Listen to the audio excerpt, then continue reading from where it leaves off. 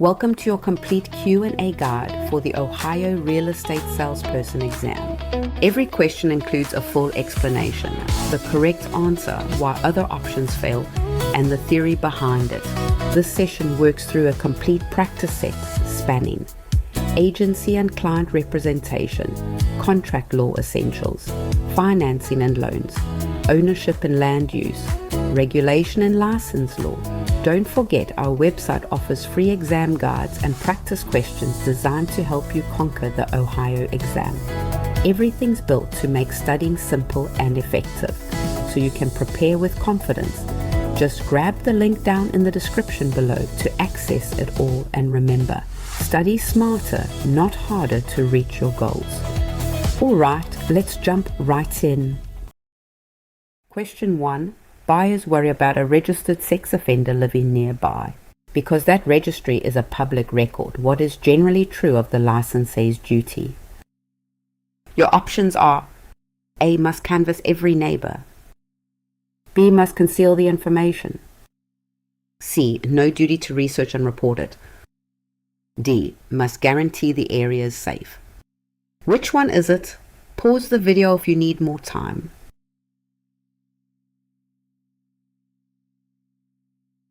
The correct answer is C. No duty to research and report it. C is correct because the sex offender registry is a public record equally available to buyers. A licensee generally has no affirmative duty to research it or report its contents. Concerned buyers can be directed to the public registry. A is wrong because no rule requires a licensee to canvass neighbors about registered offenders. Buyers themselves can consult the public registry, so the licensee need not investigate the neighborhood. B is wrong because the licensee is not required to hide public registry information. The duty question is whether the licensee must seek it out, and generally the answer is no. D is wrong because a licensee cannot and need not guarantee an area's safety, which is beyond anyone's control. Directing concerned buyers to the public registry and the sheriff's office is the appropriate course. A licensee's duty to disclose has an edge, and public record information sits just past it. When a fact is equally open to buyer, seller, and agent, the licensee has no affirmative duty to hunt it down or report it.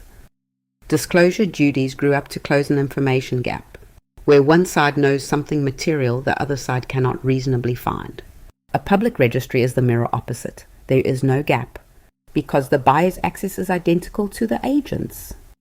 The distinction that does the work is physical condition versus off-site public fact.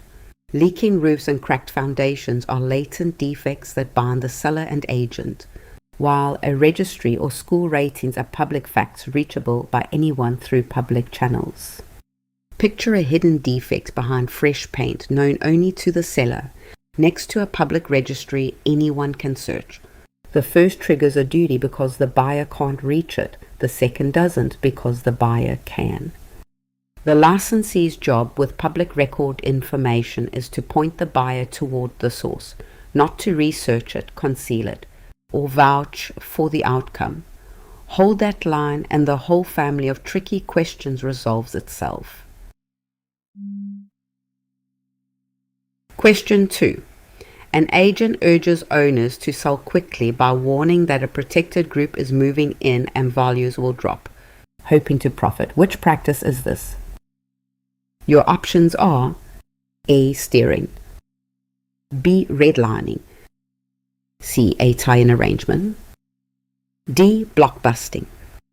Take a second. Which answer would you pick?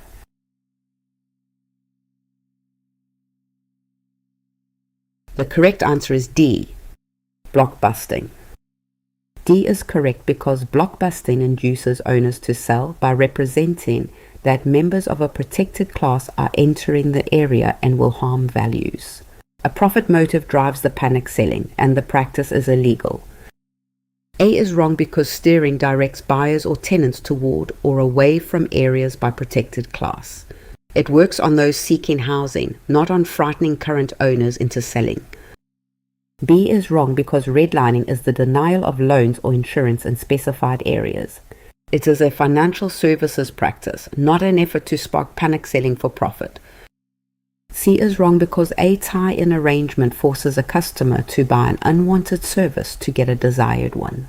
That is an antitrust concept unrelated to inducing fearful home sales. Blockbusting is a fair housing violation where agents spread fear that a protected group's arrival will crash property values, pushing panicked owners to sell low so the agent can profit on the spread. The mechanism has three parts working together. A protected clause is invoked, a prediction of decline is attached to that group's arrival, and a profit motive drives the whole scheme. Remove any one piece and it stops being blockbusting. Exam writers love the contrast with two cousins. Blockbusting targets current owners and scares them into selling. Steering targets prospective buyers or renters, channeling them toward or away from areas. Redlining works through lenders and insurers, denying credit or coverage to whole neighborhoods. Picture the flyer itself. A warning that the street is changing. A claim that values will fall, and underneath it all, the flyer writer's commission waiting to be collected. Strip away the fear or the profit angle, and the flyer becomes something else entirely. But together they are blockbusting in its purest form. Blockbusting is fear aimed at sellers, monetized. The exam rewards students who can name exactly which lever is being pulled and on whom. Question 3. With everyone's consent, a new party is substituted for an original party and the original is expressly released from all further obligation. Which of the following is this? Your options are A. Novation, B. Assignment, C. Contingency, D. Counteroffer. Before I reveal it, which one do you think is right?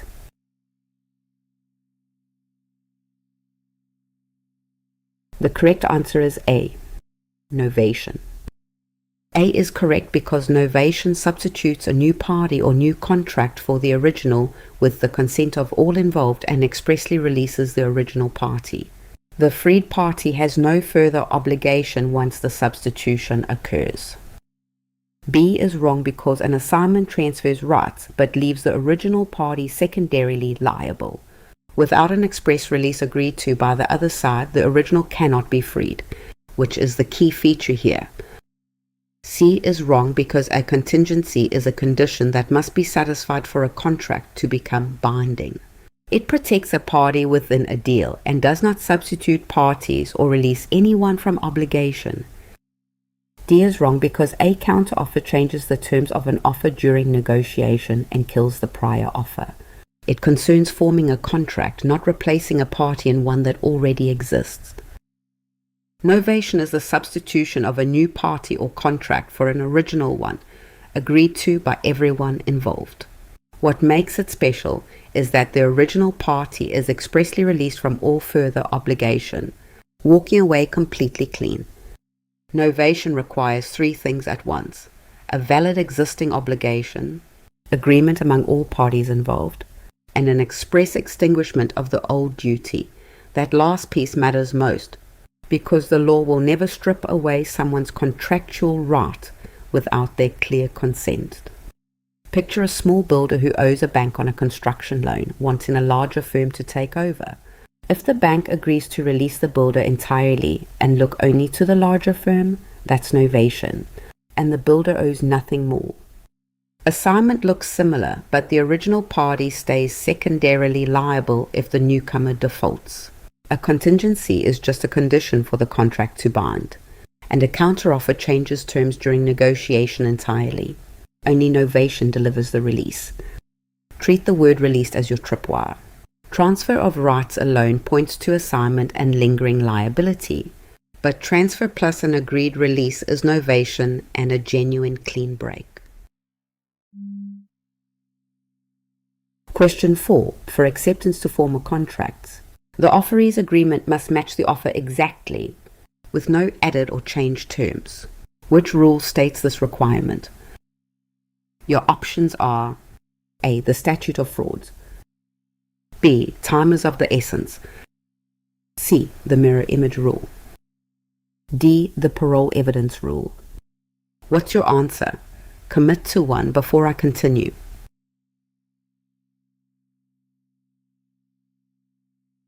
The correct answer is C. The mirror image rule. C is correct because the mirror image rule requires acceptance to match the offer exactly, like a mirror image. Any deviation in terms creates a counter offer rather than an acceptance. So no contract forms on the original offer. A is wrong because the statute of frauds requires certain contracts to be written and signed. It deals with the form an enforceable agreement must take, not with whether an acceptance matches the offer's terms. B is wrong because A, time is of the essence clause, makes contract deadlines strictly binding. It governs the timing of performance once a contract exists, not the precise wording needed to form one. D is wrong because the parole evidence rule restricts outside evidence that would alter a written contract. It applies after a final writing exists and says nothing about matching an offer during formation. A buyer offers $300,000 asking that the refrigerator stay. The seller signs but crosses out the refrigerator. No deal has closed because the response didn't match the offer exactly. The mirror image rule says an acceptance must match the offer precisely with nothing added, removed, or changed. Even a small deviation converts what looks like acceptance into a counter offer instead. The moment a party alters a term while claiming to accept, the roles reverse. The responder becomes the new offerer. The original offerer now holds the power to accept or reject, and the first offer is gone for good. Don't confuse this with its neighbors. The statute of frauds governs which contracts must be written to be enforceable, and the parole evidence rule restricts outside evidence contradicting a finished writing. Only the mirror image rule governs whether a contract was born at all. In a rising market, a seller who counters for more money and loses the buyer can never reach back to accept the original number. The counteroffer already killed it. Question 5. In Ohio, the borrower keeps legal and equitable title while the lender holds only a lien against the property. Which of the following describes this approach? Your options are A. Title theory, B. Equitable conversion, C. Power of sale, D. Lien theory. Pick one. Trust your gut. Here's your chance to test yourself.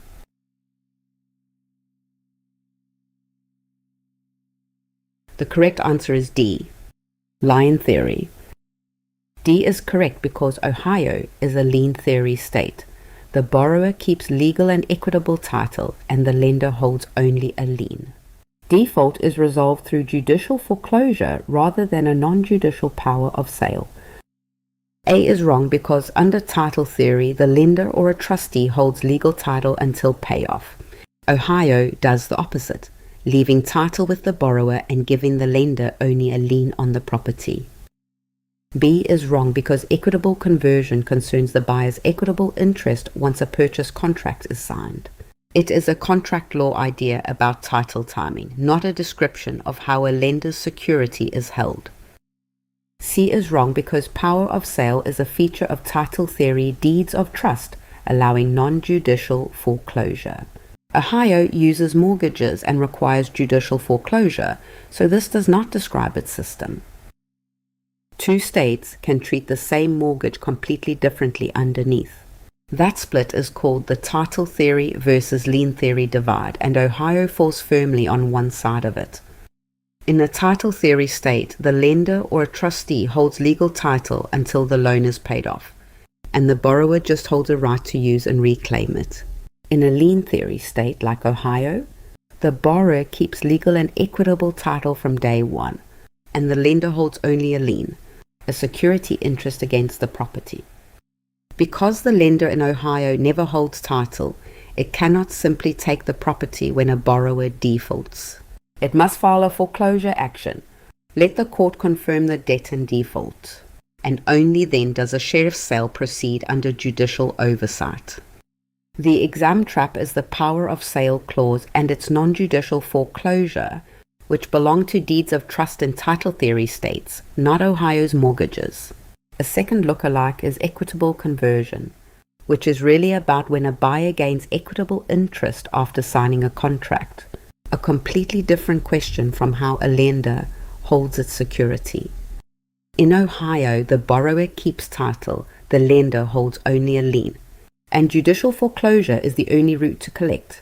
That courthouse detour is the fingerprint of lien theory. Question 6. Which of the following deeds is most commonly used to cure a cloud on title, such as a misspelled name in a prior recorded deed?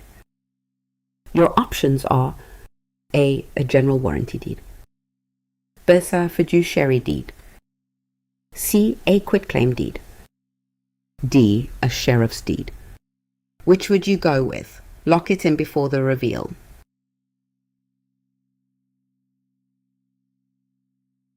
The correct answer is C. A quitclaim deed. C is correct because a quitclaim deed is the standard tool for clearing a cloud on title because it releases whatever interest a party may hold. It is ideal for correcting record errors like a misspelled grantor name. A is wrong because a general warranty deed is used to convey ownership with full covenants in a sale. Its warranties are unnecessary for merely releasing a doubtful interest to clear a record error. B is wrong because a fiduciary deed is executed by a representative such as an executor or trustee. It conveys estate or trust property under authority, not as the routine instrument for curing a title cloud. D is wrong because a sheriff's deed transfers title to the buyer at a foreclosure sale. It arises from a court-ordered sale, not from the routine clearing of a misspelling in the chain of title. Not every deed exists to transfer ownership. Some exist to clean up a mess in the record, and the tool for that job is the quitclaim deed. A quitclaim deed conveys whatever interest the grantor happens to hold, and makes no promises at all. That absence of warranty sounds weak, but when the goal is releasing a doubtful claim, it's exactly the strength you need. A cloud on title is any recorded irregularity casting doubt on ownership, a misspelled name, a possible heir never formally released, an old easement or lien, or a break in the chain of conveyances.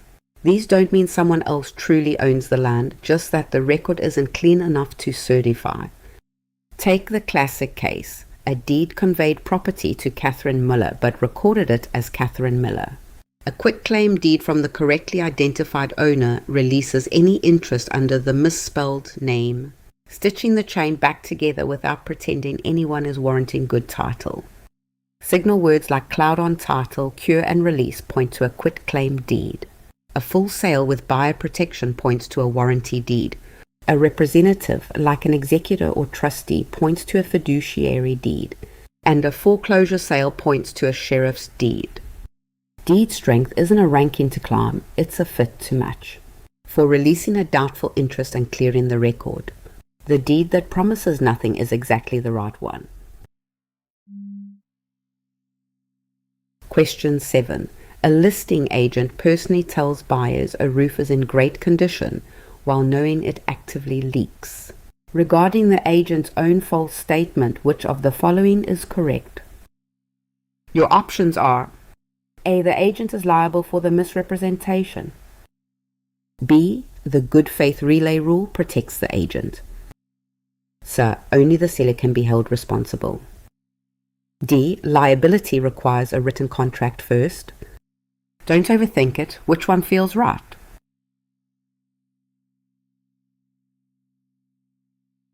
The correct answer is A. The agent is liable for the misrepresentation. A is correct because when the false statement is the licensee's own, no protection applies. The agent knowingly misstated the roof's condition, so the agent is personally liable for misrepresentation. The relay protection covers only a client's statements. B is wrong because the good faith relay rule covers a client's false information, not the agent's own lie. Here, the agent originated the false claim, so that shield never applies. C is wrong because the agent, not just the seller, made the statement. A licensee is always answerable for personal misrepresentation regardless of what the seller did or said. D is wrong because liability for fraud does not wait on a signed contract. Knowingly lying about the roof during a showing creates exposure independent of whether any agreement was executed. Agency law gives honest agents a shield when they pass along a client's information, but that shield has a hard limit. The moment the false statement is the agent's own, no protection applies. The good faith relay rule exists because an agent routinely repeats what a client says about a property, and the law can't expect anyone to personally verify every claim. But the instant the false words originate with the agent, that good faith foundation collapses. Trace the source of the falsehood. If it came from the client and the agent innocently relayed it, protection applies. If the words are the agent's own, invented or knowingly repeated, the protection is gone. Picture an agent who looks a buyer in the eye and says, "The roof is fine," while knowing it leaks. That's not relaying a client's claim. That's the agent's own knowing falsehood and the seller's presence. The missing contract and the payment method change nothing. The relay rule protects an honest conduit, but it never launders the agent's own deceit. A licensee is always answerable for a personal misrepresentation, no matter who else is in the picture. Question 8. A contract clause signals that every stated deadline is strictly binding, so a party even 1 day late may be in breach. Which of the following is this clause? Your options are A. Subordination, B. Parole evidence, C. Defeasance, D. Time is of the essence. Got a guess? Lock it in.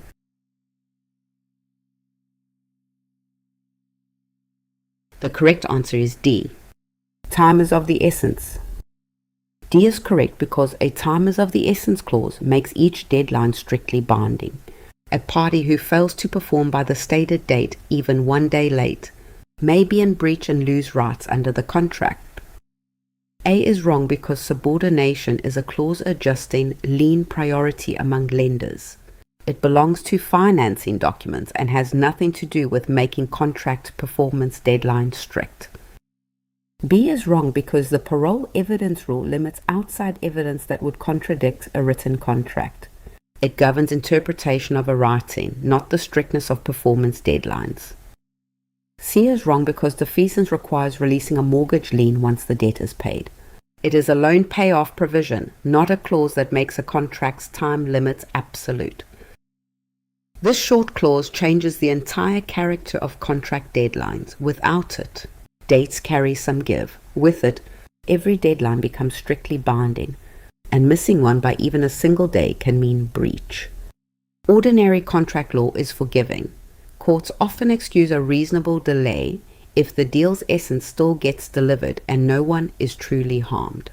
This clause removes that cushion entirely, which matters most when timing is genuinely critical, like a same-day closing, a financing lock, or a tax deadline. Once the clause is in place, a missed deadline is no longer a minor slip to be excused. It becomes a material breach that can let the other party cancel the contract, keep deposits, or pursue damages, because on-time performance is now a condition, not just a goal. Students often blur this with clauses that sound structural but operate elsewhere. Subordination rearranges lien priority among lenders. The parole evidence rule limits outside evidence contradicting a written contract, and defeasance releases a mortgage lien once debt is paid off. None of those touch performance timing. Watch for phrases like strictly binding, every deadline, even 1 day late. This clause is about one thing only, making the clock enforceable, so that a party staring at a looming date can no longer count on the grace the law would otherwise give. Question 9. A listing agent receives an offer well below asking and considers it too low to bother the seller. Under Ohio law, which of the following must the agent do? Your options are A. Present it to the seller promptly, B. Reject it without telling the seller, C. Counter it using the agent's own judgment, D. Hold it until a better offer arrives. Which one is it? Pause the video if you need more time.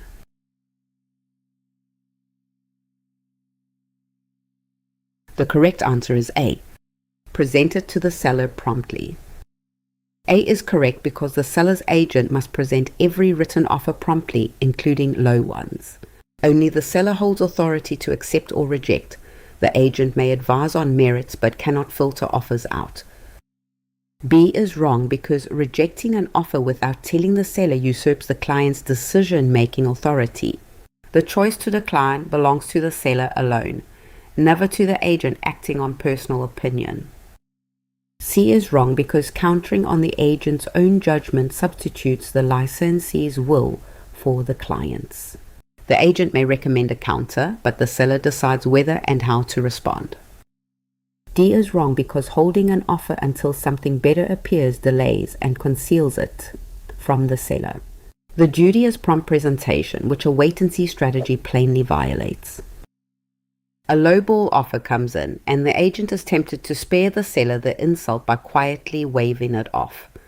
Under Ohio law, that instinct is a trap because the decision to accept, reject, or counter belongs to the seller alone. This rule flows from fiduciary duty. Loyalty means putting the client's interests ahead of the agent's own judgment. Obedience means following the client's lawful authority over their own decisions. And prompt presentation is how both duties show up in daily practice.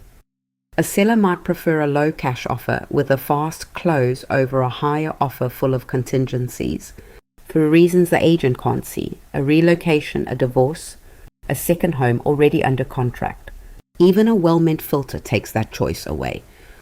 An agent can and should advise. Say the offer is low, recommend rejecting it, propose counter numbers. But the moment advice replaces the seller's own decision, it becomes a breach. The agent may recommend freely, yet decides nothing. Picture the correct path. The agent carries the offer to the seller, explains honestly that it sits well under asking, and lets the seller decide whether to reject, counter, or accept. Question 10. In Ohio, even when only one spouse holds title, the other spouse must sign the deed at closing to release which of the following interests? Your options are A. A mechanic's lien, B. A homestead tax credit, C. An inchoate dower interest, D. A right of first refusal. Take a second. Which answer would you pick?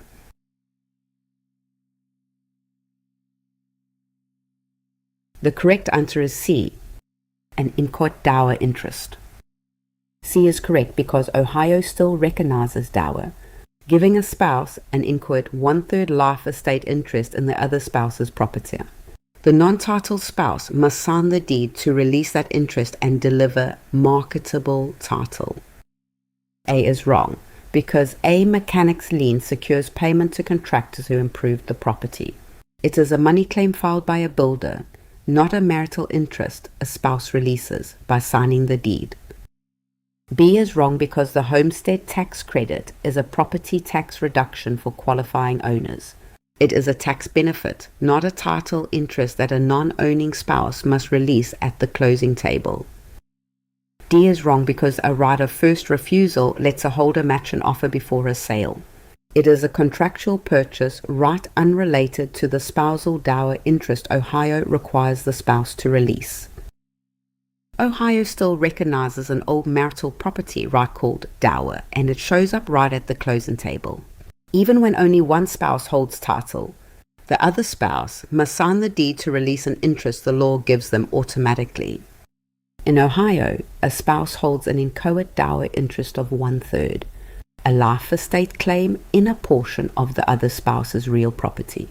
Inchoate means it hasn't vested yet, but it still clouds title. So the non-titled spouse's signature at conveyance is what releases it and lets clean title pass. Picture a husband in Cincinnati holding sole title to a rental duplex he owned before marriage. Even so, his wife must sign the deed to release her inchoate 1/3 dower interest, or the buyer receives title that isn't marketable. Exam writers love the lookalikes. A mechanic's lien is a builder's money claim released by payment. A homestead tax credit is just a tax reduction, and a right of first refusal is a contract right to match an offer. None of these involve marriage or a spouse's signature. Dower is about marriage and title, released only by a signature, and Ohio is one of the few states that kept it alive. That signature isn't a formality, it's the release of a real, if inchoate, interest. Question 11. Which of the following best describes the coverage of a lender's title insurance policy compared with an owner's policy? Your options are: A. It protects the buyer's equity. B. It covers future zoning changes. C. It lasts forever at purchase price. D. It declines with the loan balance.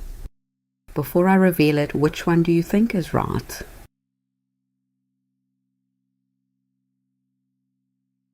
The correct answer is D. It declines with the loan balance. D is correct because a lender's policy is written for the loan balance and decreases as the loan is paid down, expiring at payoff. It protects only the lender, so the buyer needs a separate owner's policy. A is wrong because the lender's policy protects the lender, not the buyer's equity. If the buyer suffers a title loss, the lender's policy provides no compensation to the buyer's ownership interest. B is wrong because title insurance does not cover future events like zoning changes. It protects against past defects already existing in the title, not regulatory changes that occur after the policy issues. C is wrong because lasting forever at the purchase price describes the owner's policy. The lender's policy instead tracks the declining loan balance and ends when the mortgage is fully repaid. A lender's title insurance policy is built around one number that shrinks over time: the loan balance. It's written for the loan amount, not the property's value, so as the borrower pays down the mortgage, the coverage shrinks right along with it, and expires entirely once the loan is paid off. That design is deliberate. The lender only faces risk from hidden title defects, like a forged deed or an old lien, wiping out the collateral behind the loan. So the policy exists only to protect that exposure and nothing more. This creates a gap the exam loves. The lender's policy leaves the buyer's equity completely uncovered. The fix is a separate owner's policy, written for the purchase price, protecting the buyer's full interest, holding steady, and lasting as long as they or their heirs own the property. A related trap is thinking title insurance covers future problems. It doesn't. It's backward looking, protecting only against defects that already existed but were hidden, never against later events like a zoning change or a new lien. Remember, these aren't two versions of the same protection. They cover different people for different durations against the same category of past defect. Skipping the owner's policy is the costliest misunderstanding in the subject. Question 12. An agent knows the street floods often and has seen basement watermarks, yet repeats the seller's claim that it never floods. Which of the following best describes the agent's exposure? Your options are: A. Protected since the client spoke first. B. Shielded by the good faith relay rule. C. Liable for reckless disregard of the truth. D. Immune because no fee was charged. What's your answer? Commit to one before I continue.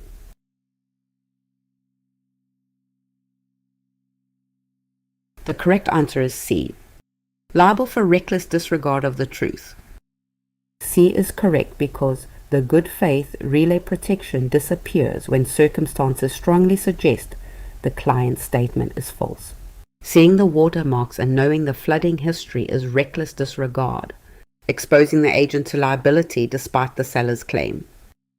A is wrong because the client speaking first does not cleanse a statement the agent has reason to know is false. The protection requires good faith, which knowing the flooding pattern destroys. B is wrong because the good faith relay rule covers only honest, unsuspecting repetition. An agent staring at watermarks while echoing a no-flood claim is not acting in good faith. D is wrong because charging no separate fee is irrelevant to liability for misrepresentation. Recklessness about a known defect creates exposure regardless of how the agent was compensated. An agent who repeats a seller's false claim isn't automatically protected. Whether the good faith relay shield holds depends entirely on what the agent knew, not who spoke first. The relay protection is real. An agent can usually pass along a seller's claims without independently verifying them, but that protection only exists because it assumes good faith. And the moment the agent has reason to know the statement is false, that foundation crumbles. Picture the basement wall itself, a visible watermark, physical proof of past flooding, staring the agent in the face. Seeing this evidence and still repeating never floods is the textbook picture of reckless disregard. The exposure comes from a specific pattern. The agent saw the evidence, knew or had reason to know the truth, and repeated the false claim anyway. Notice compensation and who spoke first never enter the analysis, only the agent's own state of mind. The relay shield protects the honest messenger and no one else. An agent who buries the truth under the seller's words, despite obvious warning signs, loses that protection entirely. Question 13. Which of the following terms describes movable property, such as furniture or a vehicle, that is transferred by a bill of sale rather than a deed? Your options are A. Personal property, B. Real property, C. A fixture, D. An appurtenance. Pick one. Trust your gut. Here's your chance to test yourself.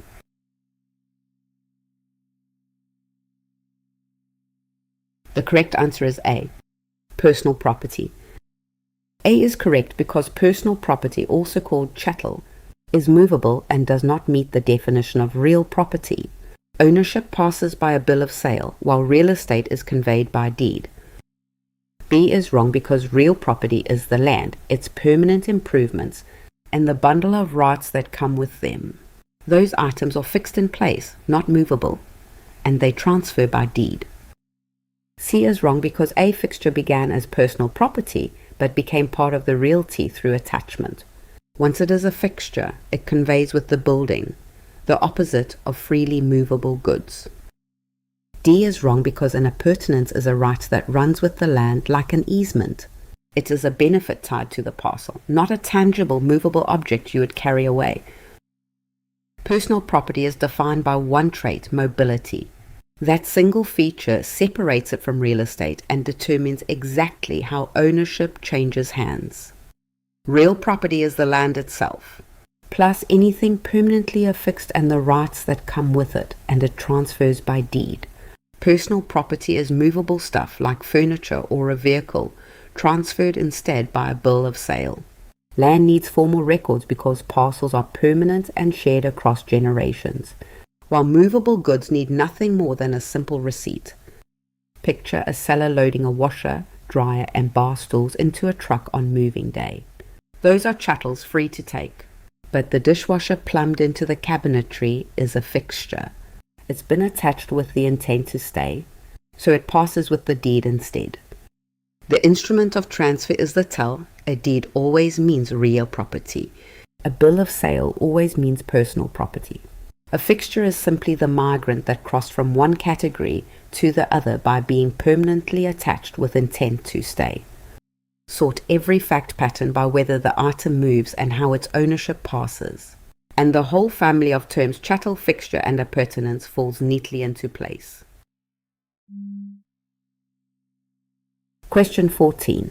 A sophisticated commercial party wants paperwork help from a licensee, but no representation. With disclosure, which of the following lets the licensee assist without a fiduciary relationship? Your options are A. An exclusive buyer agency, B. A no agency relationship, C. A dual agency, D. A sub-agency. Which would you go with? Lock it in before the reveal.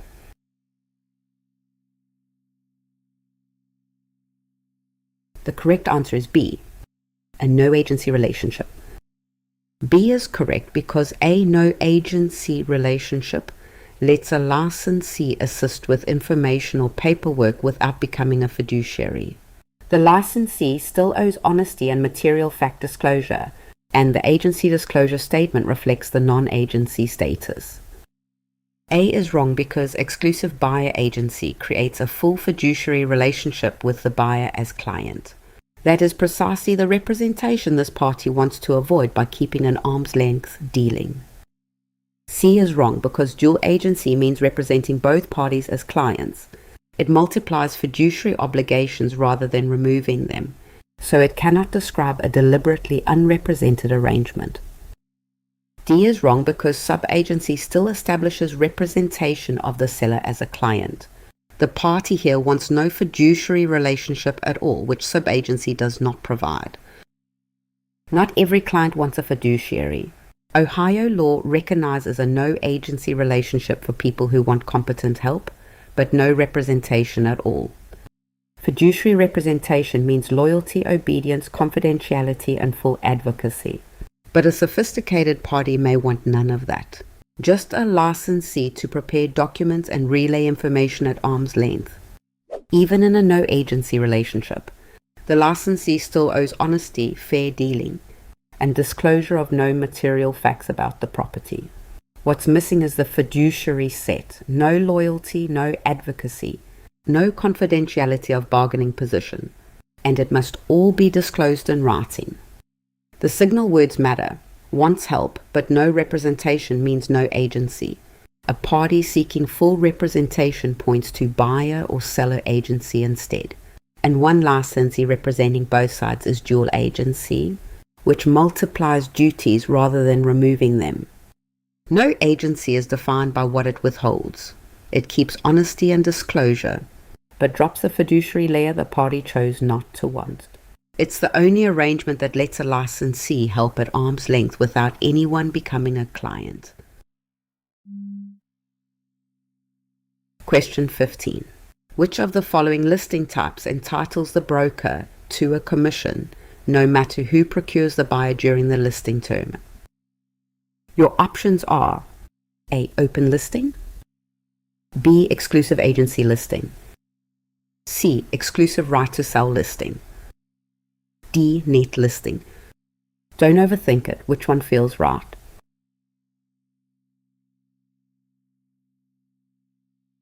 The correct answer is C. Exclusive right to sell listing.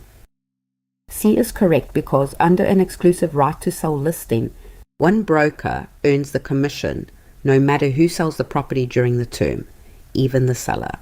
It is the most common and most protective listing type for the broker.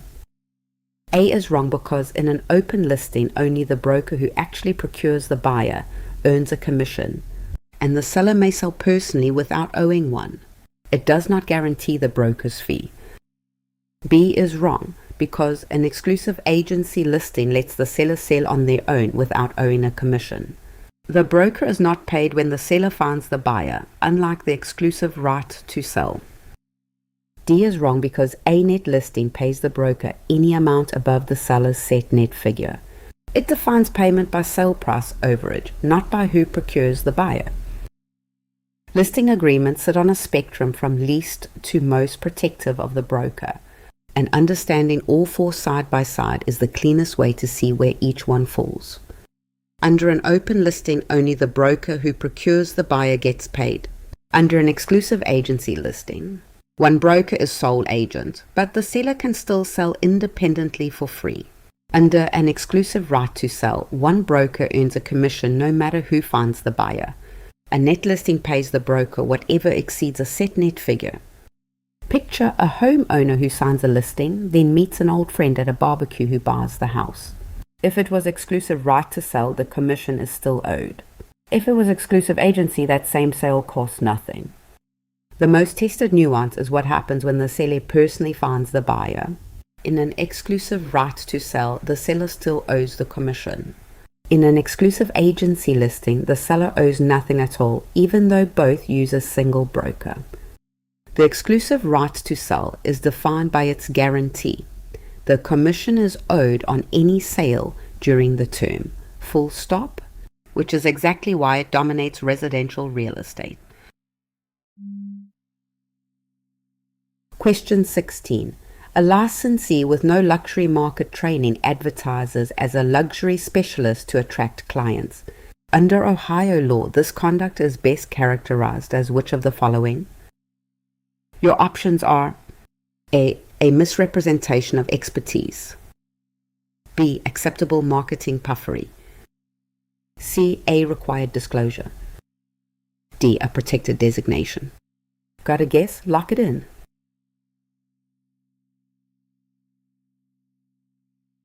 The correct answer is A. A misrepresentation of expertise. A is correct because overstating qualifications by claiming a specialty without any training or track record is a misrepresentation of expertise. Clients rely on represented expertise, so false claims of competence are grounds for discipline. B is wrong because falsely claiming a specialty exceeds harmless puffery.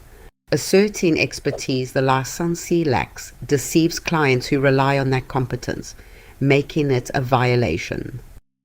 C is wrong because nothing requires this claim, which is simply untrue. A required disclosure conveys accurate, legally mandated information to a consumer, the opposite of a fabricated specialty invented to win business. D is wrong because luxury specialist here is not an earned designation. Without training or a track record, the label is a false expertise claim, not a protected credential. Claiming an expertise you don't have looks harmless, but it crosses a critical legal line. Let's separate protected sales talk from a punishable misrepresentation of expertise. Puffery is exaggerated sales talk, like calling a home charming, a view stunning, or an opportunity fantastic. It's opinion, it's legal, and it's everywhere in marketing. But students often over-apply it to cover things it doesn't protect.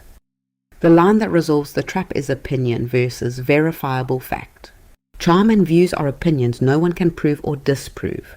But a claim of being a luxury specialist is a factual assertion about training and track record, and it is either true or false.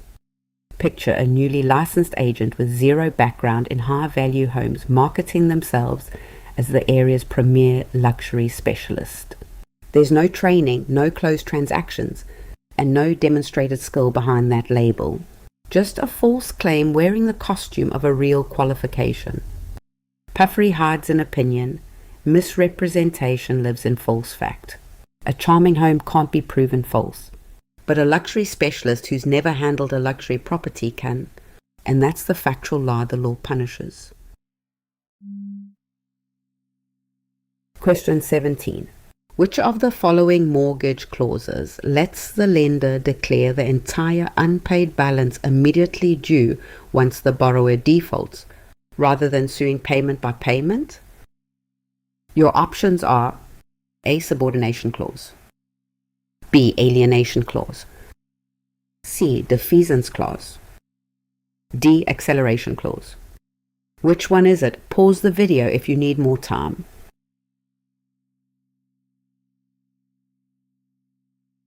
The correct answer is D. Acceleration clause. D is correct because an acceleration clause lets the lender declare the whole balance due upon default. It spares the lender from suing payment by payment and is a prerequisite to starting foreclosure on the loan. A is wrong because a subordination clause makes one lien junior to another. It governs priority among competing liens and has nothing to do with calling a balance due after missed payments. B is wrong because an alienation clause is triggered by a transfer or sale of the property, not by default. It makes the balance due on transfer and blocks assumption, which is a different trigger entirely. C is wrong because a defeasance clause requires releasing the lien when the debt is paid off. It operates at satisfaction of the loan, the opposite end from a lender's response to a borrower's default. An acceleration clause lets a lender declare the entire unpaid mortgage balance due immediately when a borrower defaults, instead of suing for one missed payment at a time. Think of it as a switch. Years of scheduled monthly payments instantly convert into a single lump sum debt owed right now. The moment the borrower breaches, the sequence runs in order. First, the borrower defaults, missing payments or breaking a covenant like unpaid taxes. Second, the lender invokes the clause and declares the whole balance due. Third, if the borrower still can't pay, foreclosure follows to recover the debt through the sale of the property. The key exam nuance is telling this apart from the alienation or due on sale clause. Acceleration is triggered by default. Alienation is triggered by a sale or transfer of the property. That's the whole distinction. Remember, acceleration is the lender's response to default, gathering all future payments into one enforceable sum so foreclosure can follow. Anchor it to the missed payment and it stays separate from clauses that only sound similar. Question 18. A broker uses a client's earnest money to pay the brokerage's rent.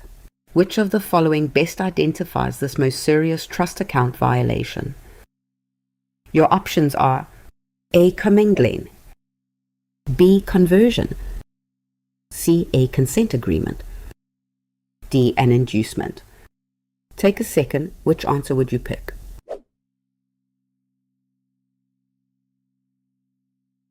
The correct answer is B. Conversion.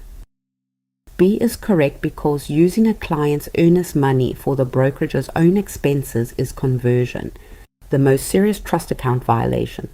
Conversion misappropriates others' funds for personal use and often results in license revocation and recovery fund liability. A is wrong because commingling is merely placing client funds in the wrong account. Here, the broker actually spent the client's money, which is the graver act of conversion rather than mixing. C is wrong because a consent agreement is a voluntary settlement resolving disciplinary charges.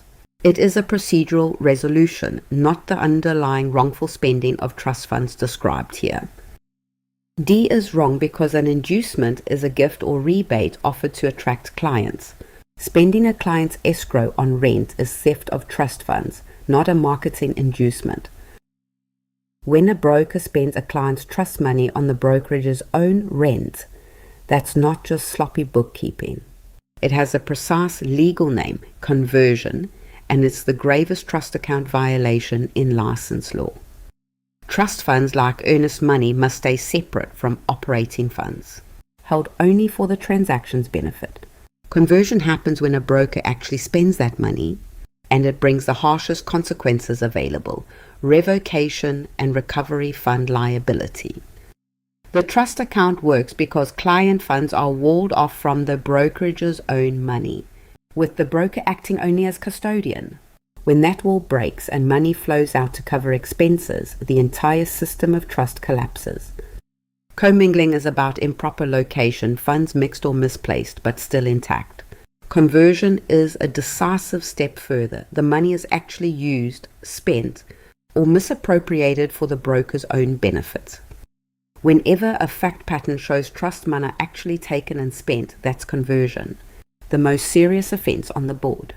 If the funds are just misplaced but untouched, that's the lesser cousin, commingling.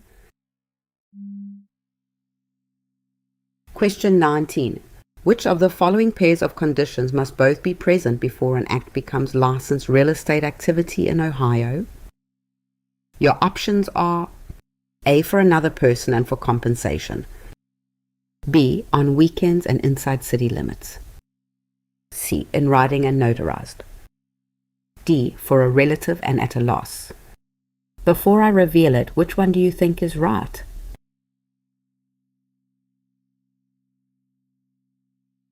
The correct answer is A, for another person and for compensation. A is correct because Ohio's two-part test makes an act licensed activity only when it is done for another person and for a fee or compensation. Performing the same acts on one's own property with no fee is not licensed activity. B is wrong because nothing in the test turns on the day of the week or geography within a city. The trigger is acting for another and for compensation, regardless of when or where. C is wrong because notarization and a writing are not what create licensed activity. An oral arrangement to sell another's property for a fee still requires a license under the statute's two-part test. D is wrong because a family connection and a financial loss are irrelevant to licensure. Even profitable work for a relative could be exempt or not, depending on another for compensation analysis, not on loss. Whether Ohio requires a real estate license comes down to a simple two-part test. Both conditions must be present together before an ordinary act becomes regulated activity. An act only crosses into licensed real estate activity when it's performed for another person and for compensation. Remove either element and the same act, listing, selling, negotiating, falls outside the licensing requirement. For another person means representing someone else's interest, not your own. For compensation means being paid or expecting payment. A volunteer with no pay, or a paid person acting only for themselves. Never triggers licensure. It's the combination that matters. Picture someone who, for a fee, finds a buyer for a neighbor's house. That's licensed activity, no matter the weekend timing or lack of paperwork. Now picture that same person selling their own house for their own profit. No license needed, because the for another prong fails. The trigger never depends on the day of the week. Whether the deal is written or oral, notarization, or family ties, those facts are noise. Strip any fact pattern down to two questions. Is it for another and is it for compensation? And the licensing issue resolves cleanly. Question 20.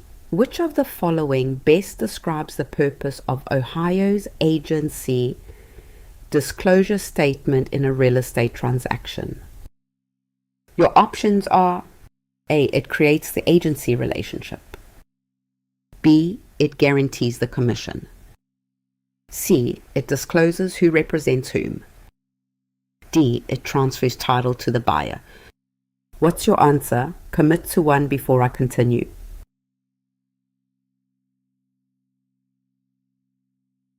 The correct answer is C. It discloses who represents whom. C is correct because the agency disclosure statement is a state-prescribed form that tells consumers in writing which party each licensee and brokerage represents in the specific transaction. It is a disclosure, not an agency contract. A is wrong because the statement does not create agency. The listing or buyer agency agreement forms the relationship. The disclosure merely documents who represents whom in the deal. B is wrong because the form has nothing to do with guaranteeing compensation. It identifies representation while commission terms live in the agency agreement, not the disclosure. D is wrong because no disclosure form conveys title. Ownership transfers by deed at closing, so the statement plays no role in moving title to the buyer. Ohio's agency disclosure statement has one job: telling consumers in writing which party each licensee represents in a transaction. Understanding what it does not do is just as important as understanding what it does. Think of the disclosure statement as a mirror held up to the deal, reflecting representation that was already created elsewhere. It reports a fact instead of forming a relationship, guaranteeing pay or moving property. The agency relationship itself is formed by a listing agreement or a buyer agency agreement, where fiduciary duties attach. Compensation lives in that agency agreement, and only a deed transfers title. So the disclosure statement never has to do any of those jobs. Picture a buyer touring a home listed by a brokerage that represents the seller. The agent hands over the agency disclosure statement early, telling the buyer plainly who the brokerage represents, so the buyer knows not to share confidential information and can decide whether to seek their own representation. The agency disclosure statement is a window, not a lever. It lets everyone see the representation already in place, without building the relationship, securing the fee, or passing title. Question 21. A commercial tenant pays base rent plus the property's taxes, insurance, and maintenance costs. Which type of lease does this describe? Your options are: a gross lease. B, a net lease. C, a percentage lease. D, a ground lease's only feature. Pick one. Trust your gut. Here's your chance to test yourself.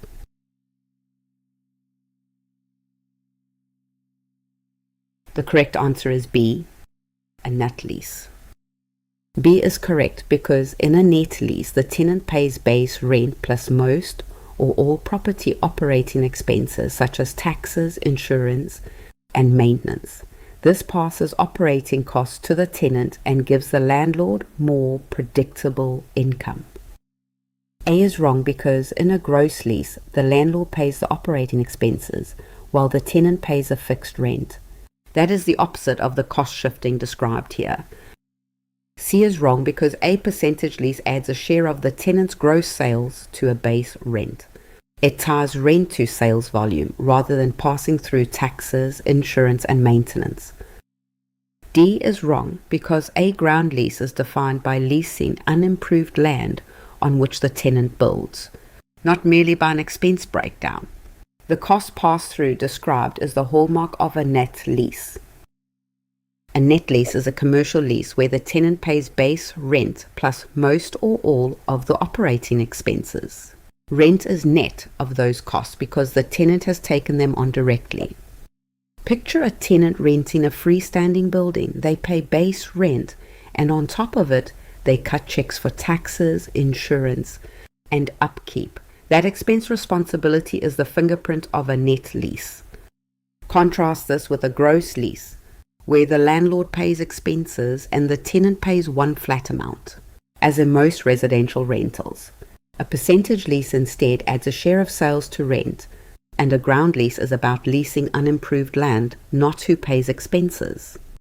The structure gives landlords predictable income, while pushing variable costs like taxes, insurance, and repairs onto the tenant, who accepts them in exchange for lower base rent and more control.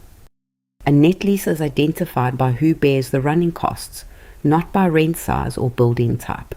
If expenses have crossed the table to the tenant, it's a net lease every time.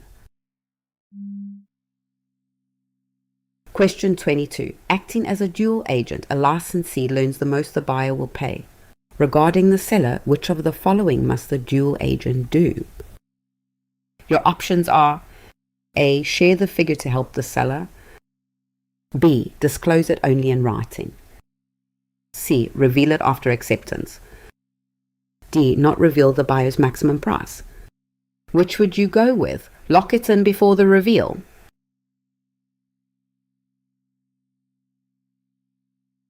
The correct answer is D. Not reveal the buyer's maximum price. D is correct because a dual agent must keep each client's confidential information from the other. The agent may not tell the seller the most the buyer will pay, just as it may not tell the buyer the seller's lowest acceptable price.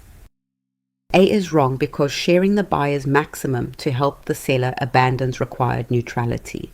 A dual agent cannot advantage one client against the other by leaking confidential figures. B is wrong because putting the disclosure in writing does not make it permissible.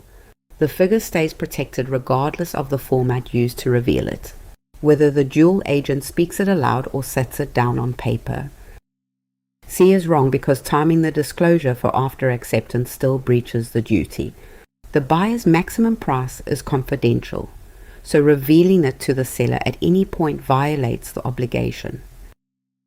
The most dangerous moment for a dual agent is the instant one client reveals a secret that could help the other. Everything about dual agency depends on refusing to use that information. A licensee who only represented the seller would rush to share that the buyer will go higher so the seller can hold firm. But a dual agent also represents the buyer, and that ceiling price is confidential bargaining information, not a gift to hand the seller. Enforced neutrality is what makes dual agency workable. The buyer's highest acceptable price, the seller's lowest acceptable price, and each party's motivation and urgency all stay locked away, because leaking any of it turns dual agency into secretly representing just one side. Picture the dual agent standing between both parties, holding two locked boxes. the buyer's maximum and the seller's minimum. The agent passes along offers and paperwork freely, but a wall keeps each secret from crossing to the other side, no matter the format or the timing. The distinction to carry forward is this: a dual agent is a keeper of two sets of secrets, not a helper to either negotiation. The temptation to leak one figure to benefit the other client is exactly what the role forbids. Question 23. A buyer is the customer of the seller's broker. Beyond honesty and fair dealing, which duty does that broker still owe this buyer? Your options are: A. Loyalty above the seller. B. Disclosure of known material defects. C. Confidentiality of the buyer's plans. D. Obedience to the buyer. Don't overthink it. Which one feels right?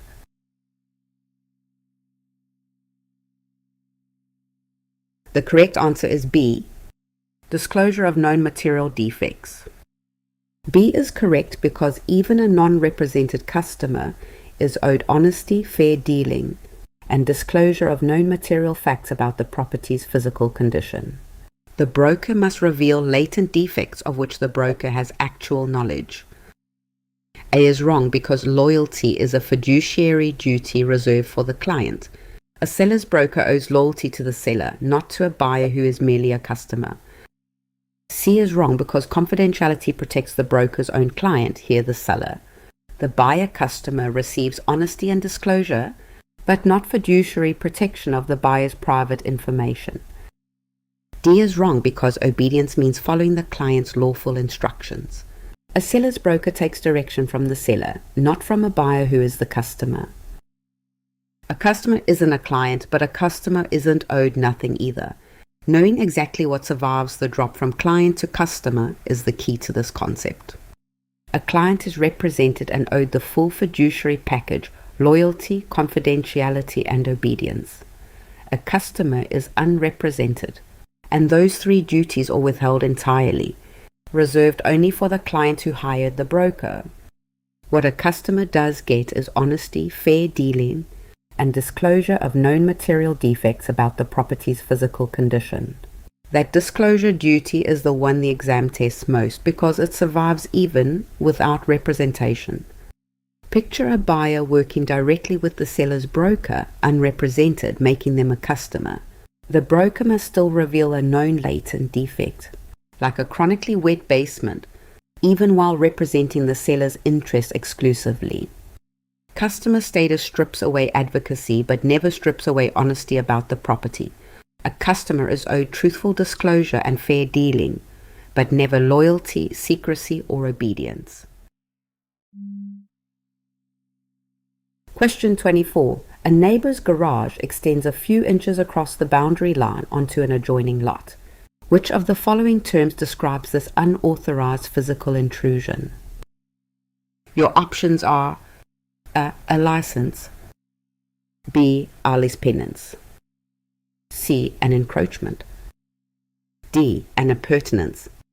Got a guess? Lock it in.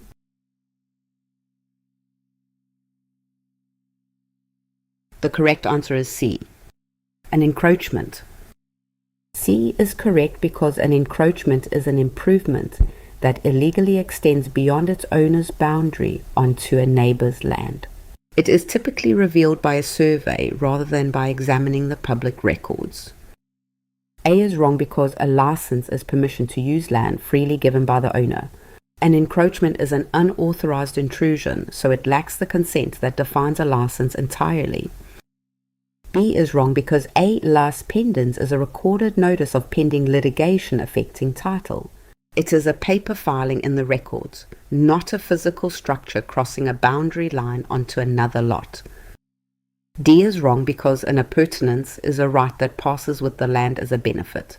A garage crossing a boundary is a trespassing structure, not a beneficial right tied to the parcel. A neighbor's garage is built a few inches over the property line with no permission given. That physical intrusion onto someone else's land has a specific name: encroachment. An encroachment is a building, fence, driveway, or overhang that physically crosses onto a neighbor's parcel without authorization. It's a trespass in built form, and because it's about where a structure actually sits, it's typically uncovered by a survey rather than by reading the public records. Picture two adjoining lots.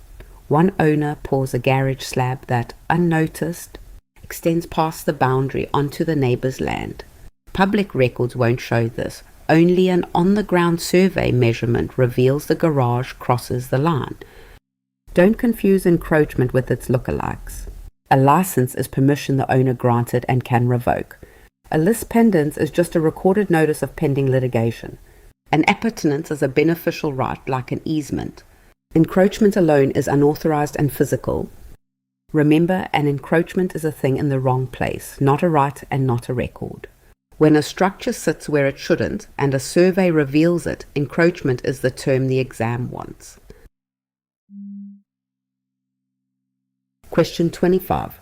Which of the following persons selling real estate is exempt from Ohio licensure because the work is a court-supervised fiduciary duty? Your options are A. An executor settling an estate, B. A property manager for owners, C. A part-time wholesaler, D. A leasing agent for a complex. Which one is it? Pause the video if you need more time.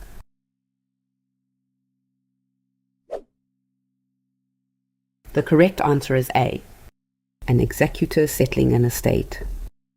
A is correct because an executor or other court-appointed fiduciary, such as an administrator, guardian, or receiver, who sells real estate while winding up an estate is exempt. They perform a fiduciary duty under court supervision rather than brokerage activity. B is wrong because managing rental property for owners for compensation requires a license. That arrangement is exactly the for another for a fee activity the law regulates, not a court-supervised fiduciary sale.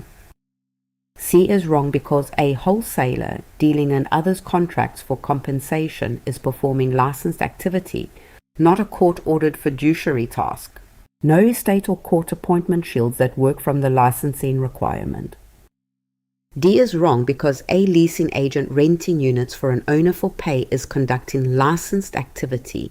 Leasing for another for compensation is a brokerage act, distinct from an executor's exempt fiduciary role.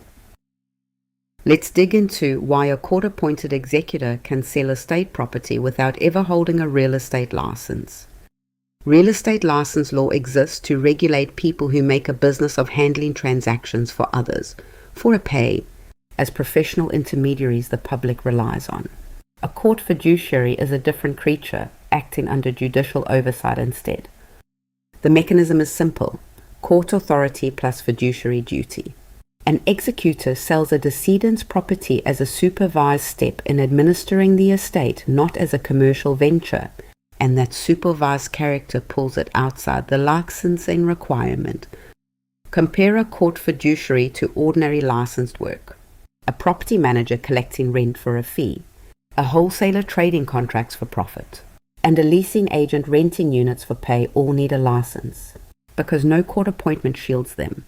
An executor or guardian acting under court authority does not. A sale can look identical whether an executor or a broker makes it. What matters is whether a court appointed the seller to a fiduciary role. That's what separates the exempt cases from the licensed ones.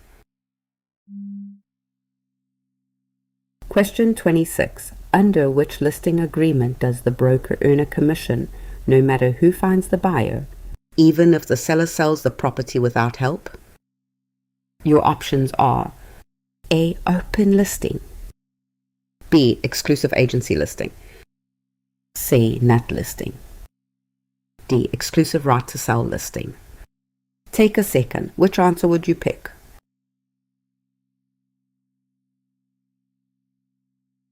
The correct answer is D. Exclusive right to sell listing. D is correct because an exclusive right to sell listing pays the broker a commission, regardless of who procures the buyer, including the seller. It gives the broker the broadest protection of the listing types. A is wrong because an open listing lets the seller list with several brokers and pay only the one who produces the buyer. The seller who sells alone owes no commission, unlike the exclusive right to sell arrangement. B is wrong because an exclusive agency listing gives one broker the listing but lets the seller sell alone without owing a commission. That carve-out is exactly what the exclusive right to sell removes. C is wrong because a net listing pays the broker any sale proceeds above a set amount the seller wants. It describes how the broker is paid, not whether the commission is owed, regardless of who sells. Every listing dispute comes down to procuring cause, who actually brought about the sale. The exclusive right to sell listing is built to make that question irrelevant to whether the broker gets paid. Procuring cause is the doctrine that determines which broker's efforts actually produced the ready, willing, and able buyer. When multiple agents touch a transaction, procuring cause sorts out who truly started the chain of events, and that can get contentious. The exclusive right to sell mechanism works by contractually assigning the commission to the listing broker for any sale during the term. If the seller finds the buyer, the broker is paid. If a cooperating agent brings the buyer, the broker is paid and the fee splits. Even if a stranger simply walks up, the broker is still paid. The exam nuance is the seller's own sale. Under exclusive right to sell, a seller who personally finds the buyer, even a co-worker never marketed to, still owes the full commission. Under exclusive agency, that same seller owes nothing. Remember it this way: exclusive right to sell closes every path to non-payment. Exclusive agency lets the seller sell commission-free, and an open listing lets procuring cause govern entirely. That seller sells at wrinkle is exactly what the exam keeps testing. Question 27. A purchase agreement states that if the buyer defaults, the earnest money is forfeited to the seller as a pre-agreed amount. Which of the following describes this provision? Your options are A. Specific performance, B. Compensatory damages, C. Liquidated damages, D. Subordination.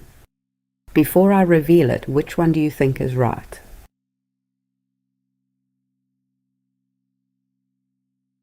The correct answer is C. Liquidated damages. C is correct because a liquidated damages clause sets in advance what a breaching party owes. In purchase agreements, it commonly designates the forfeited earnest money, so the seller need not prove actual damages in court. A is wrong because specific performance forces the defaulting party to complete the contract. The clause described accepts a money forfeiture instead of compelling the buyer to go through with the purchase. B is wrong because compensatory damages are proven after a breach to cover actual losses. The point of liquidated damages is to fix the amount ahead of time, avoiding the need to prove the loss later. D is wrong because subordination concerns lien priority between lenders. It has no role in a purchase agreement's remedy for buyer default and does not address forfeiture of the earnest money. Let's unpack why contracts fix a dollar amount for breach before anything ever goes wrong. A liquidated damages clause fixes in advance what a breaching party owes. In real estate, that pre-agreed sum is usually the buyer's earnest money, forfeited to the seller if the buyer defaults. Here's the mechanism. The buyer deposits earnest money at signing. If the buyer breaches without a valid excuse, the seller simply keeps that deposit as the agreed remedy. No proof of actual loss required. Keep the three remedies separate. Liquidated damages is money fixed in advance. Compensatory damages is money proven later in court. And specific performance forces the deal to close instead of paying anything at all. When a fact pattern shows a number agreed at signing rather than argued at trial, and no one is forcing the sale to close, you're looking at liquidated damages. Question 28. A residential landlord's ongoing duty to keep the unit safe, sanitary, and fit to live in is expressed by which concept? Your options are A. The implied warranty of habitability, B. The covenant against encumbrances. C. A percentage lease. D. The doctrine of emblements. What's your answer? Commit to one before I continue.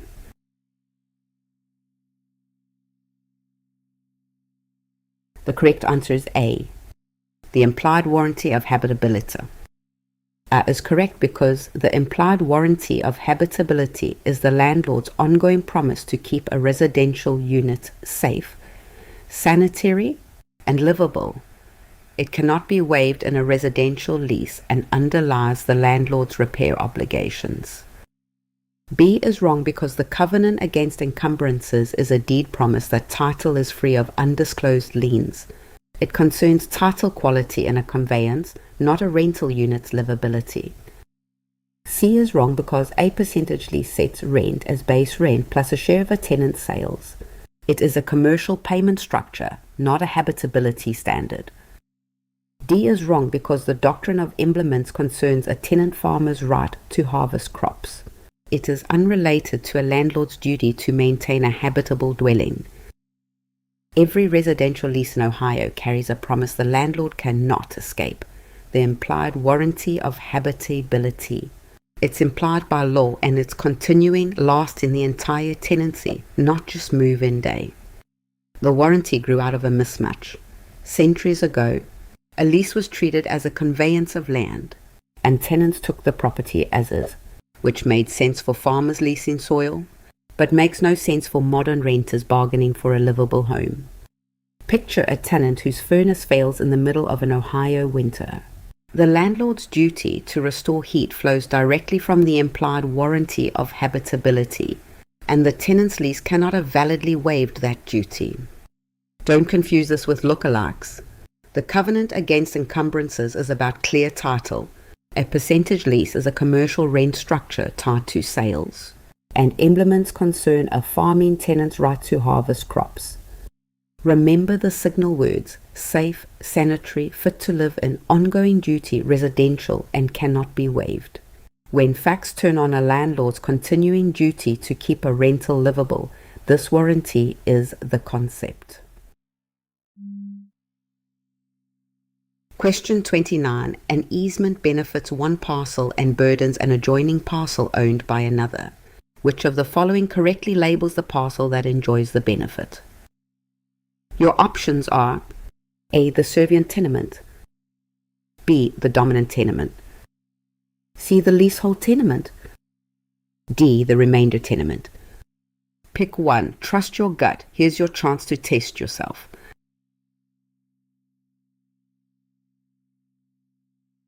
The correct answer is B. The dominant tenement. B is correct because in an easement appurtenant, the dominant tenement is the parcel that benefits from the use. The servient tenement is the parcel that is burdened, and the benefit runs with the dominant land. Is wrong because the servient tenement is the burdened parcel that is crossed or used. It carries the obligation, so it cannot be the estate that enjoys the benefit the easement provides. C is wrong because there is no leasehold tenement in easement analysis. A leasehold is a tenant's possessory interest, a separate concept from the dominant and servient estates of an easement. D is wrong because a remainder is a future interest following a life estate, not a parcel in an easement. The easement framework uses only dominant and servient tenements, not a remainder. Every easement involves two parcels of land locked in a relationship. One gets the benefit, the other bears the burden, and knowing which is the entire skill being tested. The dominant tenement is the parcel that benefits, gaining a right to cross, run a line, or keep a view. The servient tenement is the parcel that must tolerate that use, and both roles travel with their land to future owners. Picture a landlocked parcel that can only reach the road by crossing the parcel in front of it. The landlocked parcel is dominant because it holds the right to cross, and the front parcel is servient because it must allow the driveway. Exam choices often smuggle in a leasehold tenement or a remainder tenement, but neither belongs here. A leasehold is a tenant's possessory interest, and a remainder is a future interest after a life estate, both entirely outside easement law. Hold on to the simple pairing: dominant benefits, servient serves. An easement has room for exactly 2 estates, and once you fix those labels, the decoys become easy to wave off. Question 30. Which of the following is an added requirement an Ohio salesperson must satisfy to qualify for a broker license beyond the salesperson prerequisites? Your options are A. A 4-year university degree, B. 10 years as a public member, C. Membership in a trade association, D. Active experience in broker level courses. Which would you go with? Lock it in before the reveal.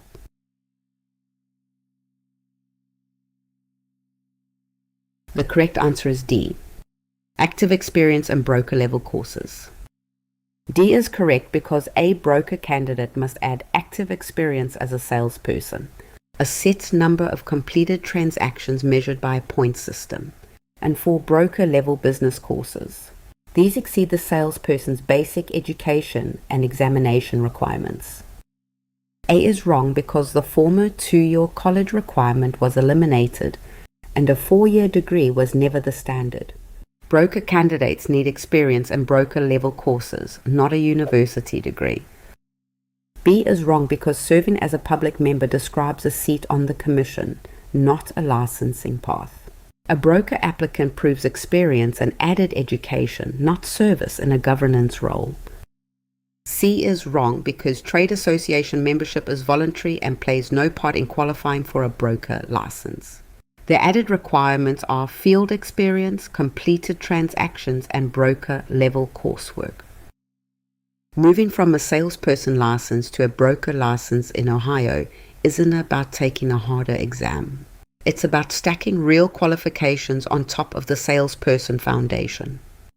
The bar is higher because a broker carries far more responsibility, operating independently, supervising other licensees, holding client funds in trust, and answering for the brokerage's compliance. The state wants proof of seasoning, not just an entry-level exam pass. The mechanism combines 3 kinds of proof. Active experience means genuinely working as a licensee. The point system measures a real volume of completed transactions. And 4 broker-level business courses add advanced education in brokerage, finance, and law. The exam loves to test decoys. A 4-year degree isn't required. The old 2-year college rule was eliminated. Serving as a public member is a governance seat on the commission, and trade association membership is purely voluntary. None of these count toward a broker license.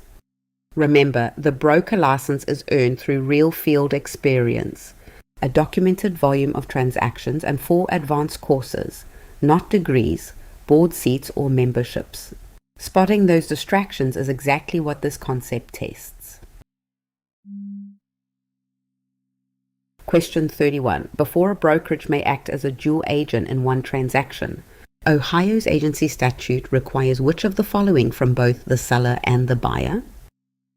Your options are A. A verbal acknowledgement, B. Prior informed written consent, C. Approval from the commission, D. A signed listing extension.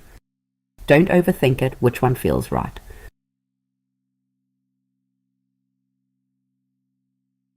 The correct answer is B. Prior informed written consent.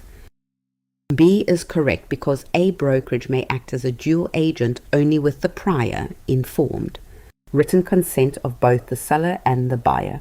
As dual agent, it stays neutral and protects each side's confidential information. A is wrong because a verbal acknowledgement falls short of the statute's demand. Ohio requires the consent to be written and informed, so an oral agreement between the parties cannot authorize the brokerage to act as a dual agent. C is wrong because the Commission does not approve individual dual agency arrangements. Consent comes from the seller and buyer themselves in writing, not from a regulatory sign-off by the state body that licenses agents. D is wrong because a listing extension addresses duration, not conflict consent. Extending the listing period merely lengthens the agency's life and does nothing to authorize one brokerage representing both parties at once. Dual agency asks one brokerage to serve two clients whose interests pull in opposite directions. And Ohio law refuses to let that happen on a handshake. Before a brokerage can represent both the buyer and the seller, it needs their prior informed written consent. When one brokerage represents both sides, neither client gets a full advocate. The brokerage must stay neutral and guard each side's secrets, which is a real loss of representation. So the law insists both parties understand and accept that loss in advance. The requirement has three parts and each closes off a shortcut.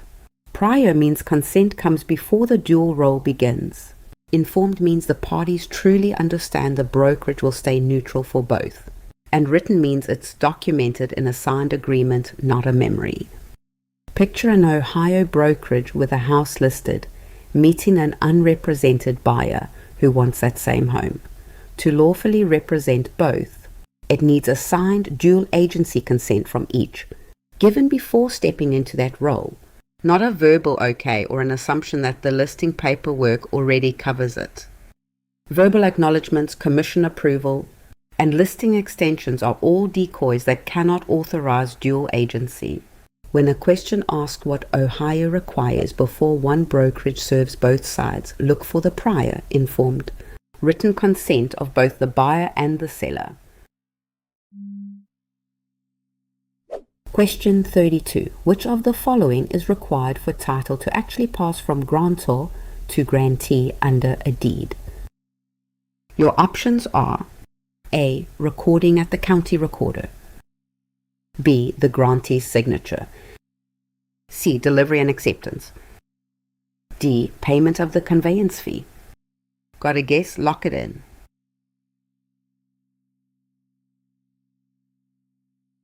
The correct answer is C. Delivery and acceptance. C is correct because title passes when the deed is delivered by the grantor and accepted by the grantee. Both during the grantor's lifetime, signing, recording, and payment are not the moment ownership transfers. A is wrong because recording provides constructive notice and protects priority but does not transfer title. Ownership already passed on delivery and acceptance, so an unrecorded deed can still be valid between the parties. B is wrong because only the grantor signs the deed. The grantee's signature is not required for validity. The grantee's role is to accept the conveyance, which can occur without a signature. D is wrong because the conveyance fee is a transfer charge collected by the county, not a condition of title passing. Title transfers on delivery and acceptance regardless of when the fee is paid. Title to real estate passes at one precise moment, and it is not the moment most people assume. Delivery means the grantor parts with control of the deed with present intent to transfer ownership, and acceptance means the grantee takes it, which the law usually presumes. Ownership moves only when both halves occur during the grantor's lifetime. A deed is only paper, the conveyance is the act. A deed sitting signed in a drawer transfers nothing, because it was never delivered with intent, and a deed refused by the grantee transfers nothing either. The exam tests the demotion of acts everyone assumes are decisive. Recording gives notice but doesn't transfer title. The grantee's signature is unnecessary since only the grantor signs, and the conveyance fee is just a tax. Only delivery and acceptance actually move ownership. Picture a grantor signing a deed and physically handing it to the grantee, intending right then to convey the property. Title passes at that instant, even though recording and the fee payment happen later. Question 33. When a licensee sells a property they personally own to a buyer, Ohio practice requires the licensee to disclose which of the following in writing? Your options are A. Their personal financial statement, B. The original purchase price they paid, C. Their brokerage's commission split, D. That they hold a real estate license. Which one is it? Pause the video if you need more time.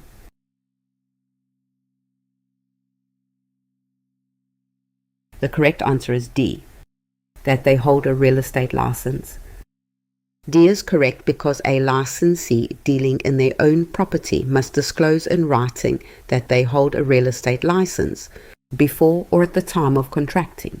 This prevents the licensee from exploiting superior knowledge against a consumer. A is wrong because personal financial statements are not part of the required disclosure. What must be revealed is the license status, not the licensee's private finances. B is wrong because the price the licensee originally paid is not mandated disclosure. The obligation centers on revealing that the seller holds a license, not on opening up the property's purchase history to the buyer. C is wrong because a commission split is an internal brokerage matter. When acting as a principal, the licensee discloses the license, not how fees would be divided. When a real estate licensee sells property they personally own, Ohio law requires them to reveal one specific fact in writing, that they hold a real estate license. This rule exists because expertise doesn't disappear just because the licensee switches roles from agent to principal. A licensee understands market values, contract terms, and negotiation tactics far better than an ordinary consumer. Written disclosure puts the buyer or seller on notice that a professional is across the table, so they can proceed carefully or seek their own help. The rule is specific. What must be revealed is simply the fact of licensure, delivered in writing, before or at the time the contract is formed. This timing matters because the consumer needs the information while they still have power to act on it. The exam nuance is what the rule does not require. A licensee need not reveal personal financial statements, the original purchase price, or any commission split. Only license status is mandated. The law wants exactly one fact revealed, that the seller is a licensee. That single written disclosure cures the imbalance, and everything else the tempting answer choices propose is private and unrequired. Question 34. Which of the following is prohibited because it pays a person who is not licensed for performing a licensed real estate act? Your options are A. A referral fee to an unlicensed friend. B. Paying a salesperson through her broker. C. Paying a co-broke to a licensee. D. Paying staff an hourly clerical wage. Take a second. Which answer would you pick?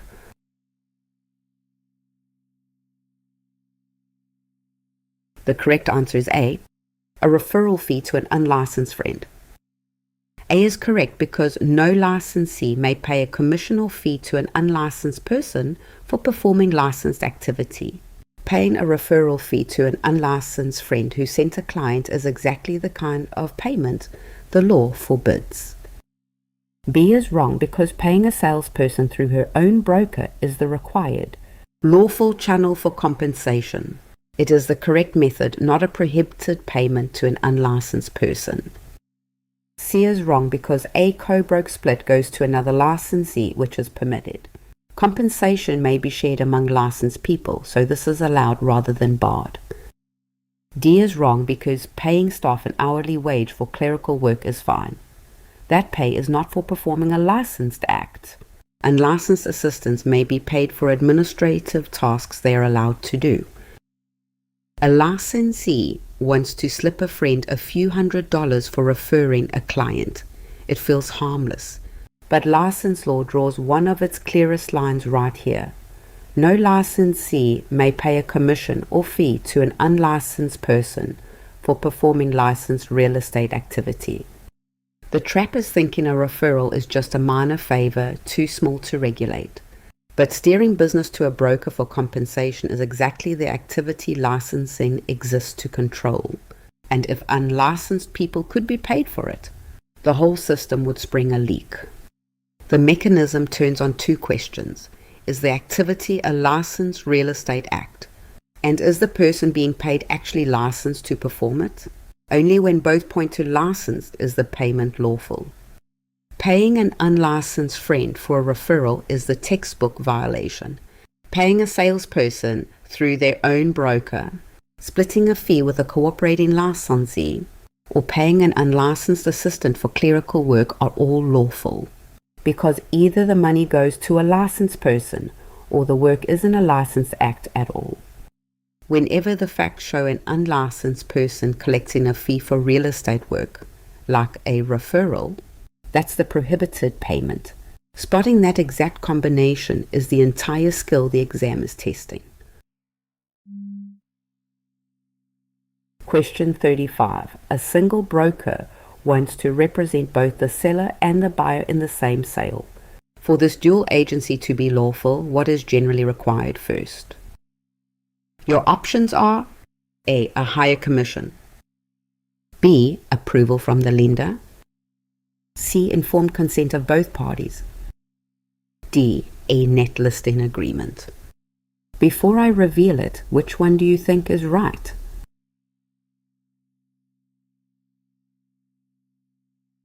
The correct answer is C. Informed consent of both parties.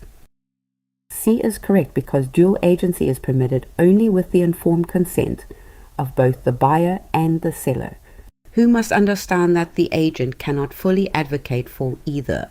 Undisclosed dual agency is illegal in every state. A is wrong because a larger fee does not authorize representing both sides.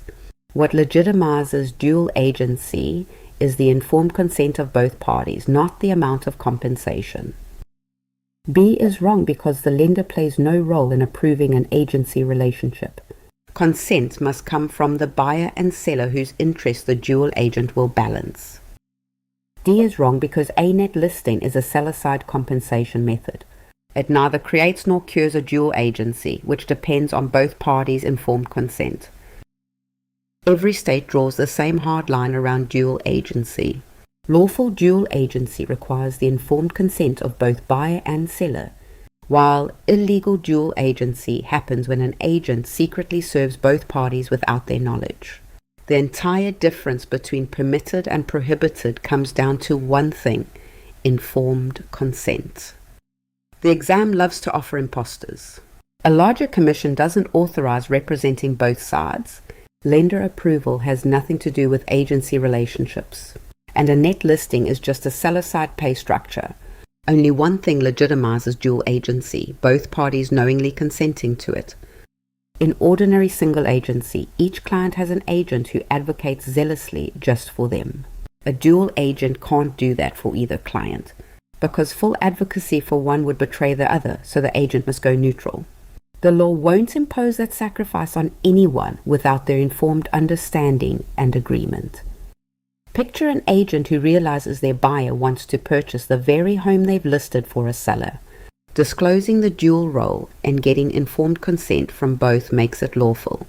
Staying silent and working both ends quietly makes it undisclosed and illegal, no matter the commission or lender approval. Commissions, lenders, and listing types are noise. When the facts turn on what legitimizes one agent serving both sides, the concept is the informed consent of both parties, and undisclosed dual agency is the violation on the other side of that line. Question 36. One broker is the sole agent, but the seller keeps the right to sell independently and owe no commission. Which listing arrangement does this describe? Your options are A. Exclusive right to sell listing, B. Exclusive agency listing, C. Open listing, D. Net listing. What's your answer? Commit to one before I continue.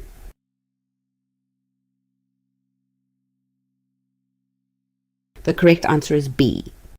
Exclusive agency listing.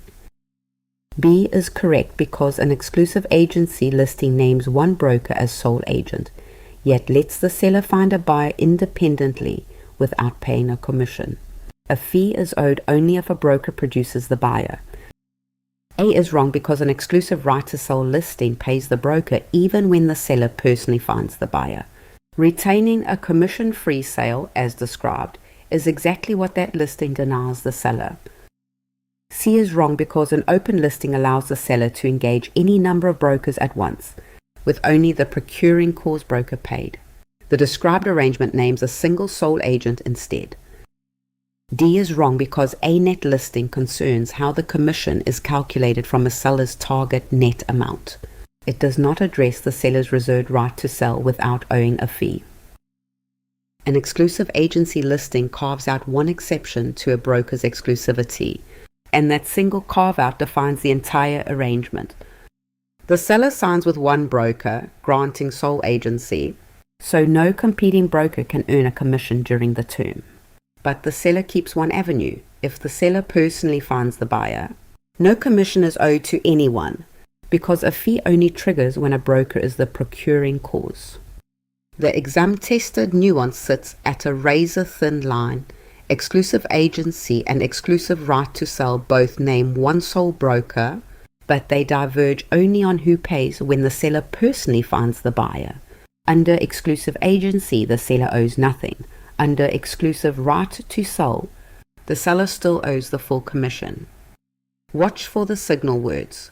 Sole agent plus seller keeps the right to sell independently plus no commission if the seller finds the buyer points to exclusive agency. A fee owed no matter who sells is exclusive right to sell. Several competing brokers is an open listing, and pay set as overage above a net figure is a net listing. The exclusive agency listing gives the broker exclusivity against other brokers, but not against the seller, who reserves the right to sell alone and keep the commission. That reserved right is what clinches it. Question 37. The traditional rule that a buyer takes property in its existing condition and bears the risk of undisclosed defects is summarized by which phrase? Your options are A. Caveat emptor, B. Stare decisis, C. Procuring cause, D. Quiet enjoyment. Pick one. Trust your gut. Here's your chance to test yourself.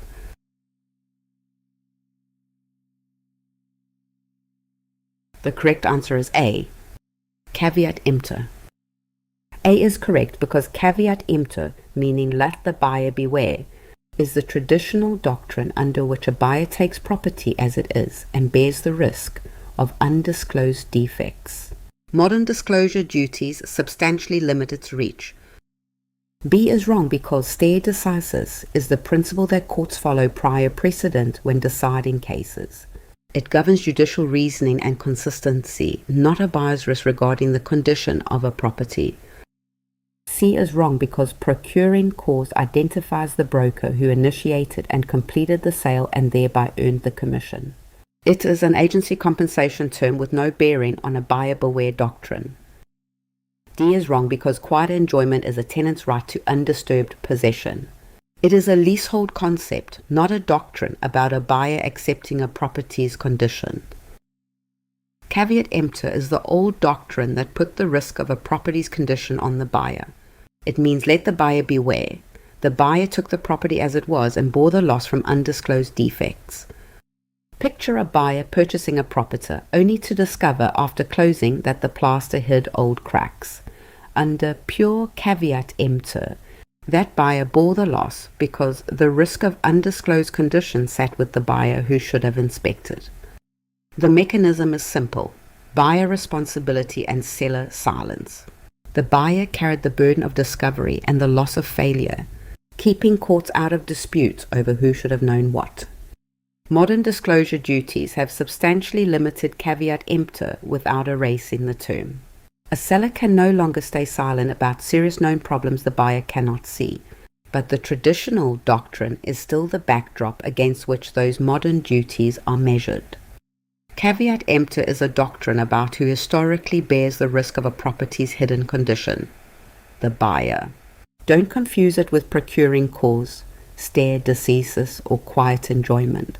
And remember modern disclosure law as its well-known limit. Question 38. Under Ohio's agency statute, which of the following is confidential information a licensee must protect because disclosing it would harm the client's bargaining position? Your options are A. Known cracked foundation, B. The property's recorded easements, C. The home square footage, D. The lowest price the client will accept. Which would you go with? Lock it in before the reveal.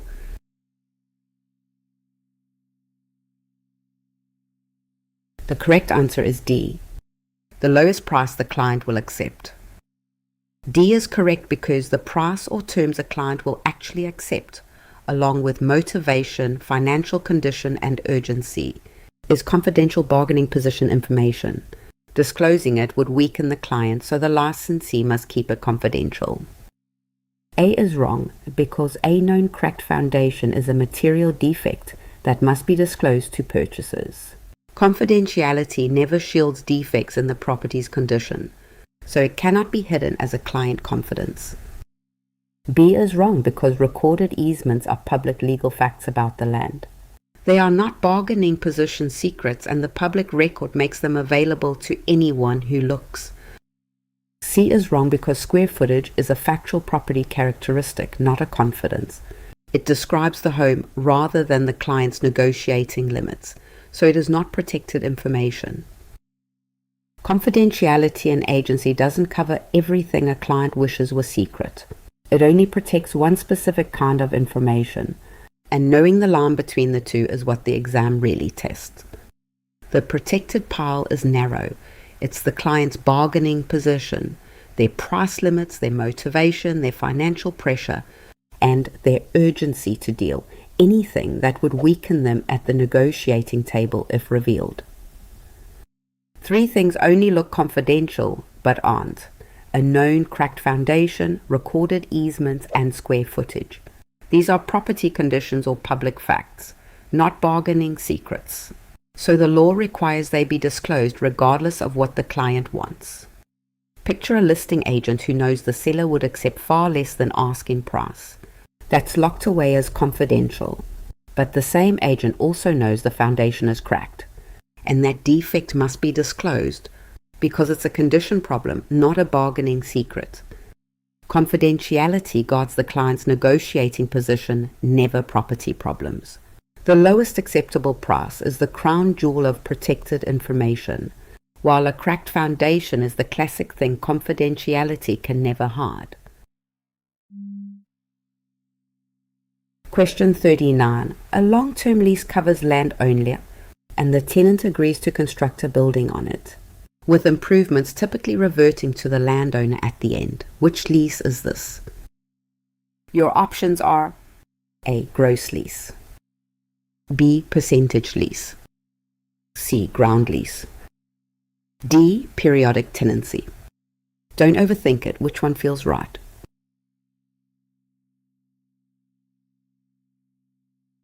The correct answer is C. Ground lease. C is correct because a ground lease is a long-term lease of land only, under which the tenant builds improvements on the land.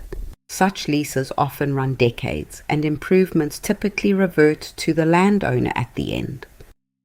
A is wrong because a gross lease has the landlord pay operating expenses on existing space.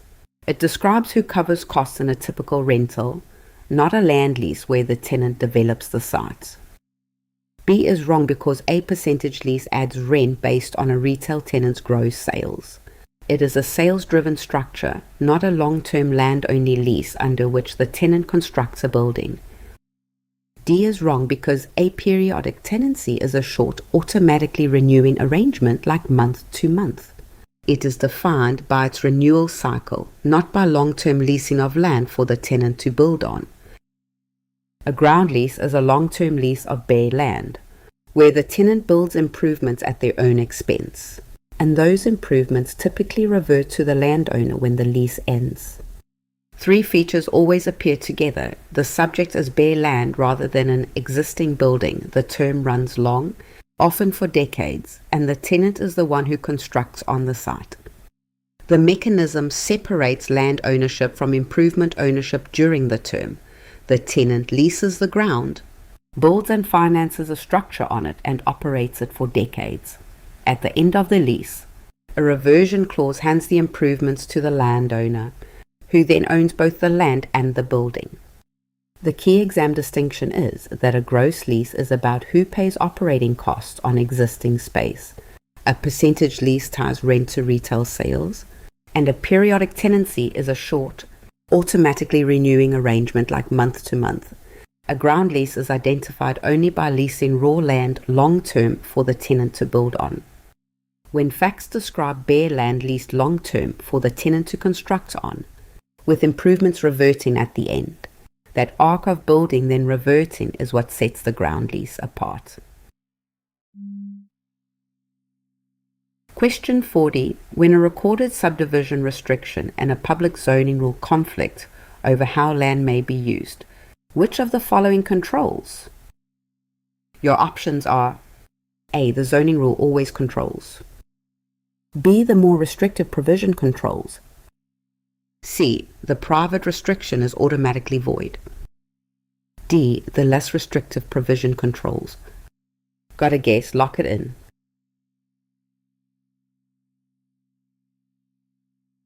The correct answer is B. The more restrictive provision controls.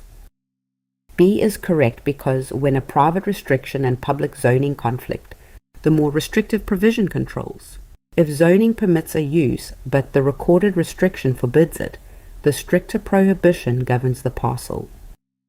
A is wrong because zoning does not automatically override a stricter private restriction. A government permit does not authorize violating recorded covenants. So the more restrictive of the two prevails, not zoning by default. C is wrong because a private restriction is not void merely for conflicting with zoning. Lawful restrictions remain enforceable.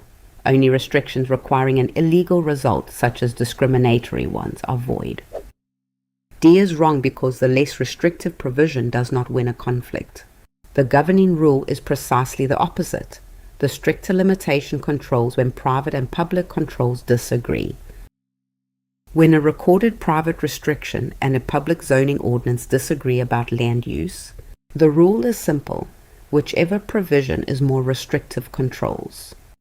Zoning is the government's outer fence, and a recorded covenant is a private fence built inside it. The owner must stay within both, so the tighter inner fence is the one that actually confines the use. Suppose zoning would allow a duplex, but a recorded subdivision covenant limits the lot to single-family homes. Because the owner must comply with both controls at once, only the single-family home satisfies them, so that stricter limit governs. The exam tests 3 tempting wrong rules: that zoning automatically wins, that the private restriction is automatically void, or that the less restrictive provision controls. All 3 are inverses of the real rule that the stricter provision governs. Neither zoning nor a private covenant automatically outranks the other, and neither is automatically void. When the two conflict, satisfying both means the more restrictive rule decides what can actually be built. Question 41. Which of the following loans is neither insured nor guaranteed by a government agency, so the lender relies on the borrower's credit and the property itself? Your options are A. An FHA insured loan, B. A VA guaranteed loan, C. A USDA rural loan, D. A conventional loan. Which one is it? Pause the video if you need more time.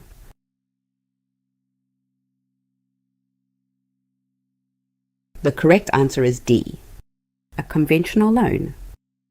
D is correct because a conventional loan is not insured or guaranteed by the government.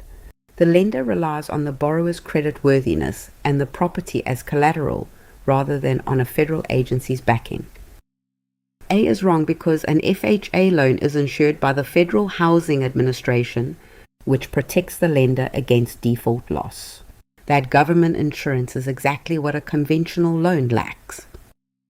B is wrong because a VA loan is guaranteed by the Department of Veterans Affairs for eligible veterans. The government backstop distinguishes it from a conventional loan that carries no such guarantee. C is wrong because a USDA loan is guaranteed for low to moderate income buyers in eligible rural areas. Like other government loans, it has federal backing that a conventional loan does not. A conventional loan is defined by what it lacks. No government agency insures it or guarantees it. That absence of federal backing is the entire definition, and everything else about the loan flows from it.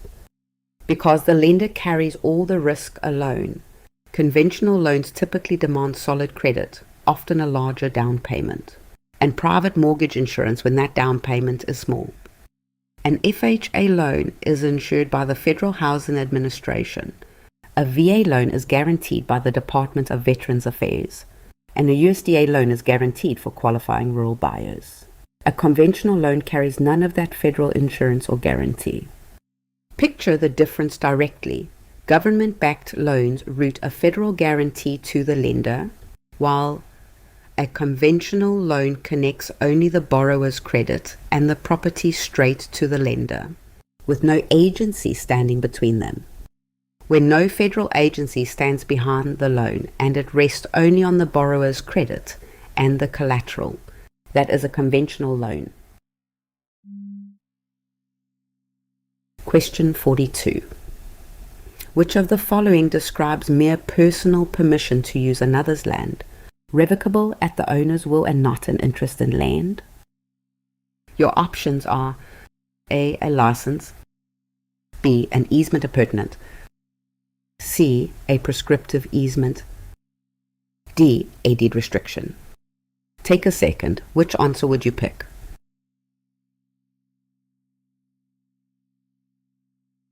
The correct answer is A, a license. Is correct because a license is revocable permission to enter or use land for a specific purpose. It is personal, non-assignable, and not an interest in land, so the owner may withdraw it at any time. B is wrong because an easement appurtenant is an irrevocable interest in land that runs with the dominant parcel. Unlike a license, it survives changes in ownership and cannot be cancelled at will.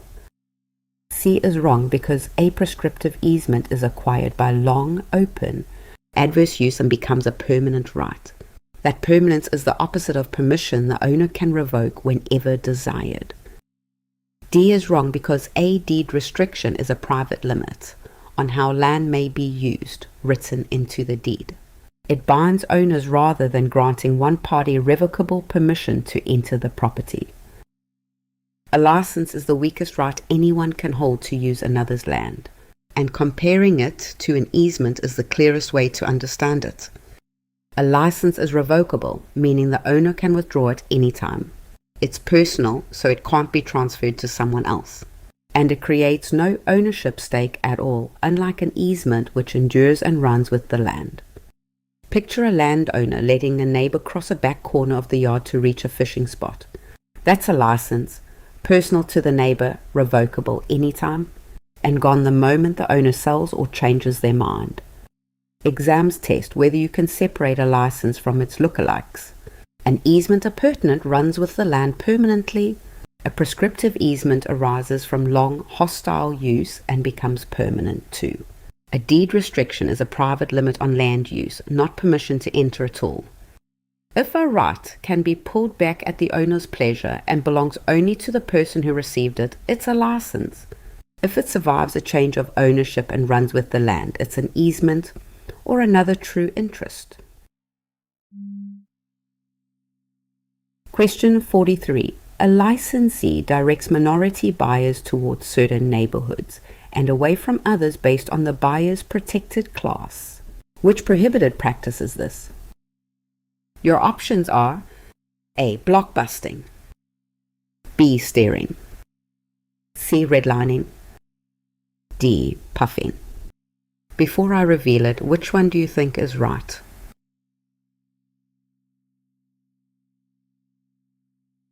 The correct answer is B, steering. B is correct because steering is channeling prospective buyers or tenants toward or away from particular areas based on their protected class. It illegally limits housing choices and is prohibited whether it pushes people in or out. A is wrong because blockbusting induces owners to sell by claiming a protected group's arrival will lower values. It targets sellers for panic selling, not buyers being directed toward neighborhoods. C is wrong because redlining is a lender's refusal to provide financing in particular areas based on their composition. It concerns denial of credit, not guiding buyers to or from neighborhoods. D is wrong because puffing is harmless sales exaggeration of a property's qualities, like calling a home charming. It is an opinion-based marketing concept with no connection to fair housing violations such as directing buyers by class. A licensee means quietly guiding a minority couple toward neighborhoods where they'll feel comfortable and away from others. No slurs, no hostility, just a nudge. But that nudge is steering, a fair housing violation, because the harm lives in the channeling itself, not in rudeness. Steering means directing prospective buyers or renters toward or away from neighborhoods based on protected class, race, color, religion, national origin, sex, familial status, or disability. The violation doesn't require animosity. An agent who genuinely believes they're matching clients to a good fit is still steering, because the effect limits housing options by protected class. The mechanism of harm is constriction of choice. The agent, not the client, decides which neighborhoods get shown, substituting their own judgment for the buyer's free choice. And over time, that channeling reinforces segregation, the exam test distinguishing steering from lookalike violations. Blockbusting frightens sellers into panic selling. Redlining is a lender denying financing in certain areas. Puffing is just harmless sales exaggeration with no connection to protected class. Steering alone channels buyers among neighborhoods based on who they are. The well-meaning agent matching clients to comfortable neighborhoods is steering, just as surely as a hostile one. Whenever house hunters are directed among neighborhoods because of their protected status, that's steering, and its subtlety is exactly what the exam wants you to recognize. Question 44. A property manager shifts the financial consequence of a tenant's slip and fall to an insurer by buying liability coverage. Which risk management technique is this? Your options are A. Avoid, B. Control, C. Retain, D. Transfer. What's your answer? Commit to one before I continue.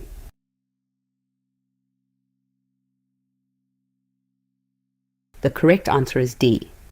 Transfer. D is correct because purchasing insurance shifts the financial consequence of a loss to a third party, which is the transfer technique.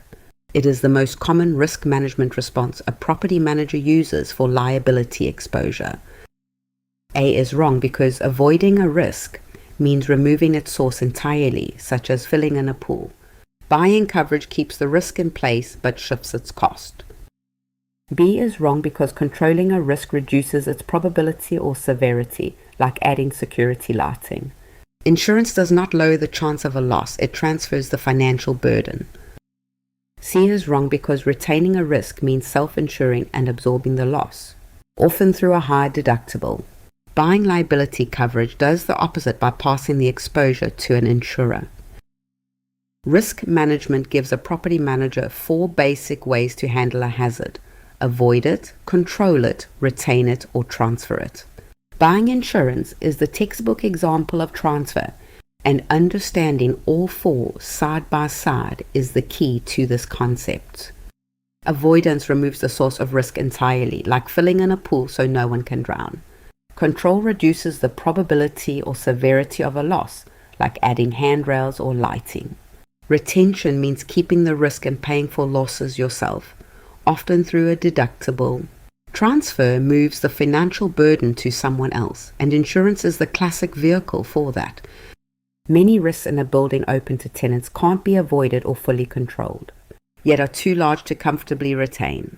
Insurance lets the manager convert an unpredictable, potentially huge liability into a small predictable premium without changing the underlying hazard at all. Picture a manager worried about a visitor slipping and falling. Instead of closing the property or absorbing a lawsuit personally, the manager buys liability insurance, so the insurer bears the financial consequence, while the risk of falling still physically exists. Avoid removes the hazard, control shrinks it, retain swallows it, and transfer offloads as cost to a third party. Whenever a fact pattern shows a manager buying coverage to shift a loss onto an insurer, that is transfer. Question 45. Which of the following functions is performed by the division's investigators when they examine a brokerage's ledgers, transaction files, and trust accounts? Your options are A. A title search, B. An appraisal review, C. An audit, D. A closing. Pick one. Trust your gut. Here's your chance to test yourself.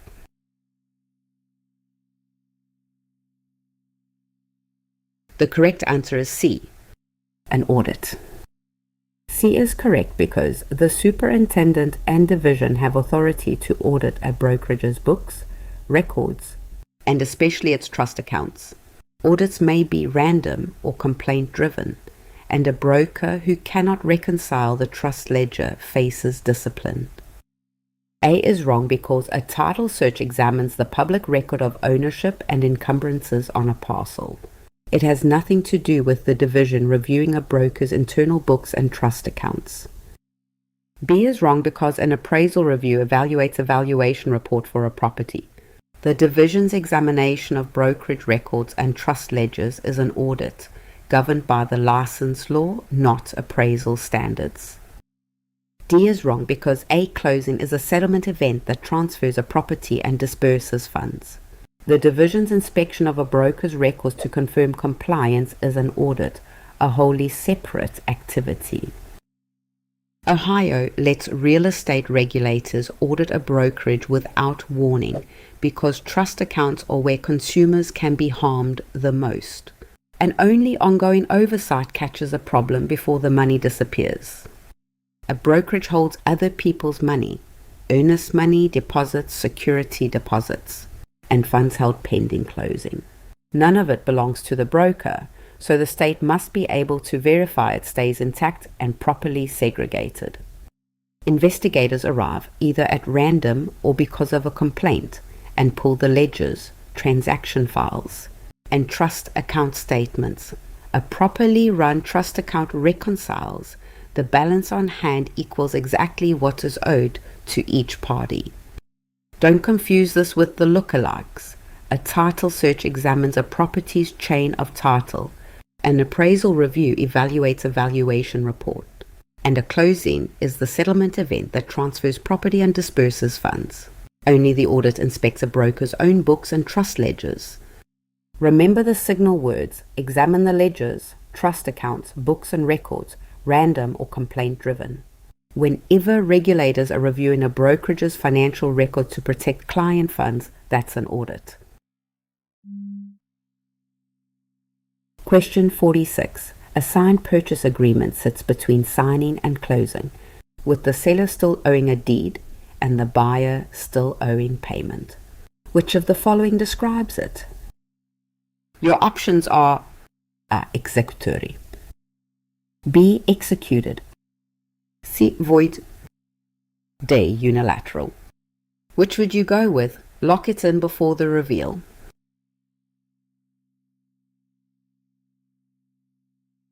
The correct answer is A. Executory. A is correct because a contract is executory while obligations remain unperformed. A purchase agreement stays executory from signing until closing because the seller still must deliver the deed and the buyer still must pay the price. B is wrong because an executed contract is one where every party has fully performed. That moment arrives only at closing, when the deed is delivered and the price is paid, not during the gap before it. C is wrong because a void contract never had legal force. This agreement is valid and binding on both sides. The parties are simply waiting to perform, which is a completely different condition. D is wrong because a unilateral contract binds only one party in exchange for the other's performance. A purchase agreement binds both buyer and seller to promises, making it bilateral rather than one-sided. An executory contract is one where obligations remain unperformed, a binding deal that hasn't yet been fully carried out. Think of a signed real estate purchase agreement. It's binding from the moment of signing, but performance doesn't happen until closing. Picture the timeline of a home sale. At signing, the buyer promises to pay, and the seller promises to deliver a deed, but neither has done so yet. Throughout the wait before closing, the contract is executory, both obligations still pending. Only at closing, when the deed and payment change hands, does the contract become executed. The exam tests whether you can separate executory from three easy confusions. An executed contract is fully performed by everyone, which only happens at closing. A void contract never had legal force at all, while executory means valid and binding. And a unilateral contract binds only one party, whereas a purchase agreement is bilateral, binding both buyer and seller. Watch for signal words. Still to be performed between signing and closing, obligations remain, and the word executory itself. These phrases tell you a binding contract exists, but performance is still pending. Executory describes a valid contract still awaiting performance, the ordinary state of a purchase agreement between signing and closing. It's not completed, not void, and not one-sided. Pending performance is the trait that defines it. Question 47. Which of the following fiduciary duties under Ohio's agency statute requires the licensee to handle and report all the client's money and property received? Your options are A. Loyalty, B. Obedience, C. Accounting, D. Confidentiality. Don't overthink it. Which one feels right?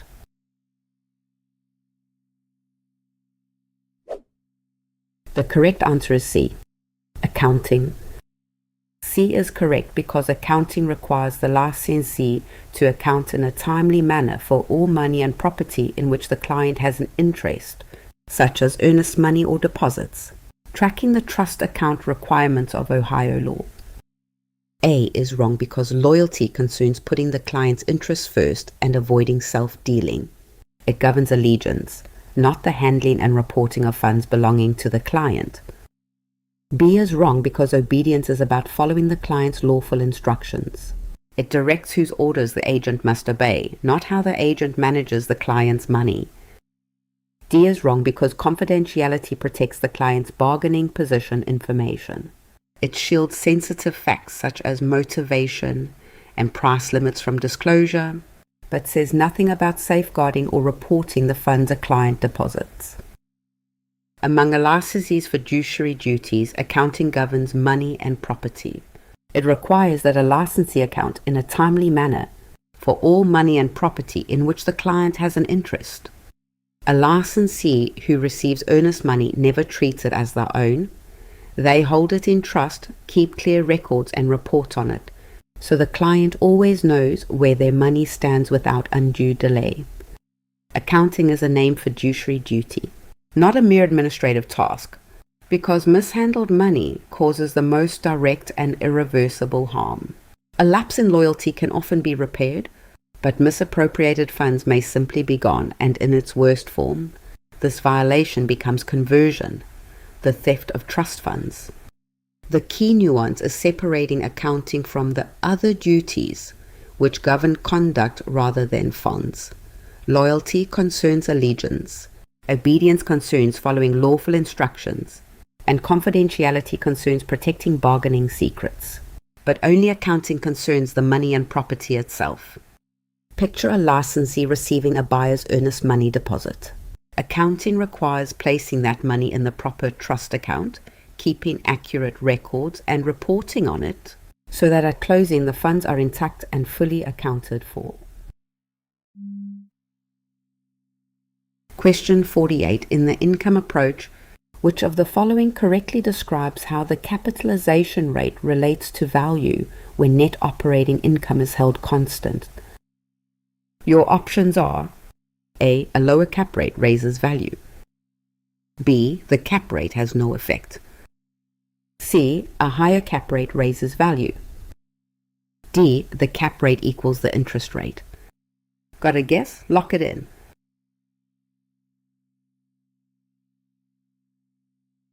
The correct answer is A. A lower cap rate raises value. A is correct because with net operating income held constant, value moves inversely to the capitalization rate. So a lower rate points to a higher value and a higher rate points to a lower value. B is wrong because the capitalization rate is the central driver in this approach and strongly shapes the value conclusion. Treating it as irrelevant ignores how directly the chosen rate moves the result. C is wrong because the relationship runs the opposite way. Raising the rate while income stays fixed lowers the indicated value rather than raising it. The two move in opposite directions. D is wrong because the capitalization rate reflects the return an investor expects from the property, not the lender's mortgage interest rate. Confusing the two mixes an investment measure with a financing term. In the income approach, when net operating income stays fixed, the capitalization rate and value move in opposite directions. That inverse relationship is the entire concept being tested. The math is simple. Income divided by a smaller rate produces a bigger number, and income divided by a larger rate produces a smaller one. That inverse is baked directly into the arithmetic. A capitalization rate is essentially the yield an investor demands. If buyers feel safe accepting a modest return, they bid the price up. If the market feels risky and buyers demand a richer return, they'll only pay less for that same income. Picture two identical buildings earning the same net operating income. The one judged safer gets a lower cap rate and a higher value, while the one judged riskier gets a higher cap rate and a lower value, income unchanged, rate alone driving the difference. With income held constant, the capitalization rate is the investor's required return, not a mortgage rate, and it is never irrelevant. Lower rate means higher value, higher rate means lower value. That inverse link is what the exam rewards.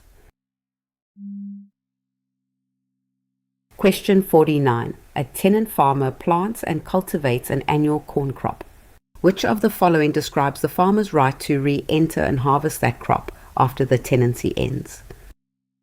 Your options are A. Riparian right, B. Lateral support, C. Accretion, D. Implements. Which one is it? Pause the video if you need more time.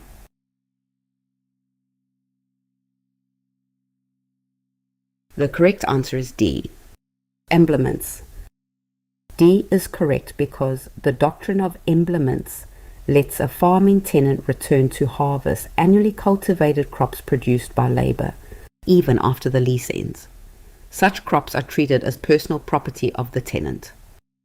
A is wrong because riparian rights concern an owner's use of water in an adjoining river or stream. They govern water access, not a tenant's right to gather a planted crop after a tenancy ends. B is wrong because lateral support is the right to have one's land supported by adjoining land. That protects the soil itself from collapse and says nothing about harvesting a cultivated crop. C is wrong because accretion is the gradual build-up of land from soil deposited by water. It changes how much land an owner has and is unrelated to a farmer reclaiming a corn crop. A tenant farmer plants corn, tends it all summer, and then the lease ends before harvest. Does the farmer lose everything they worked for? The doctrine of implements says no. Implements covers annual crops, sometimes called fructus industrialis, that exist only because the tenant planted and cultivated them. Because the tenant created that value through labor, the law treats the crop as personal property, not part of the land, and grants a right to return and harvest it after the tenancy ends. The mechanism turns on one distinction: crops produced by labor versus growth that's simply part of the land. Annual crops the tenant planted are personal property they can harvest, while perennial trees and natural grasses stay with the landowner as real estate. Don't confuse implements with its lookalikes. Riparian rights concern using water from an adjoining stream. Lateral support concerns land being physically held up by neighboring soil, and accretion concerns land gradually forming from deposited soil. When facts show a tenant who planted and cultivated a crop needing to reclaim it after the lease ends, the concept is emblements. It's tied to annual crops produced by labor, not water, soil, or land formation. Question 50. A licensee deals with an unrepresented customer. Which of the following does Ohio's agency statute require the licensee to provide that customer? Your options are A. Loyalty and advocacy, B. Honesty and disclosure of material facts, C. Confidentiality of the customer's plans, D. Negotiation on the customer's behalf. Take a second. Which answer would you pick?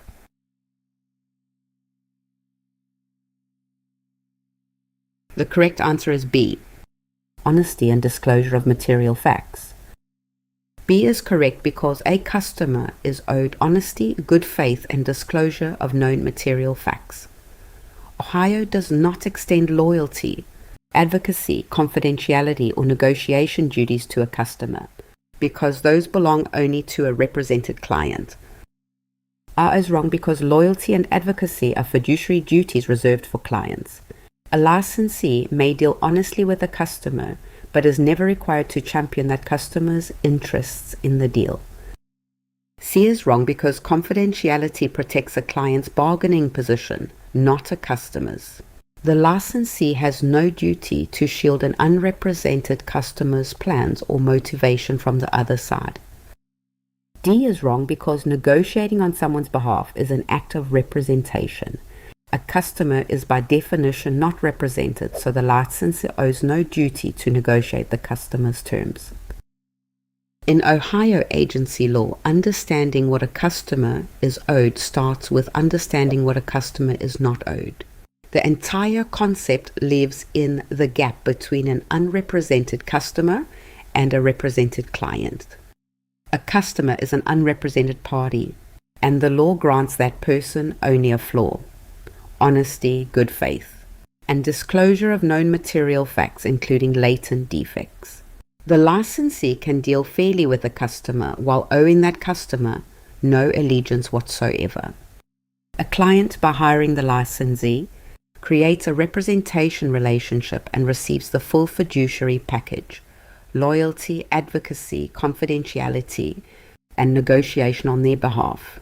These duties flow only from representation, so a customer who never hired the licensee cannot claim them. Picture a buyer dealing directly with the seller's licensee without an agent of their own. The buyer is a customer who gets honesty and disclosure of known defects, but the licensee advocates, keeps confidences, and negotiates only for the seller, who is the client. The distinction to carry is this: a customer is owed honesty, good faith, and material fact disclosure, but never loyalty, confidentiality, advocacy, or negotiation, since those belong only to a client. Knowing which duties are deliberately absent is what separates true understanding from guesswork. That completes our full practice set for today. Now that we've covered all this, it's time to put it into practice. Head over to the website using the link in the description below. Once you're there, you'll find hundreds of free practice questions along with complete study guides all ready and waiting for you. They're designed to help you truly master this material and make sure it really sticks. Subscribe to join us next time, and good luck on your Ohio Real Estate Salesperson exam.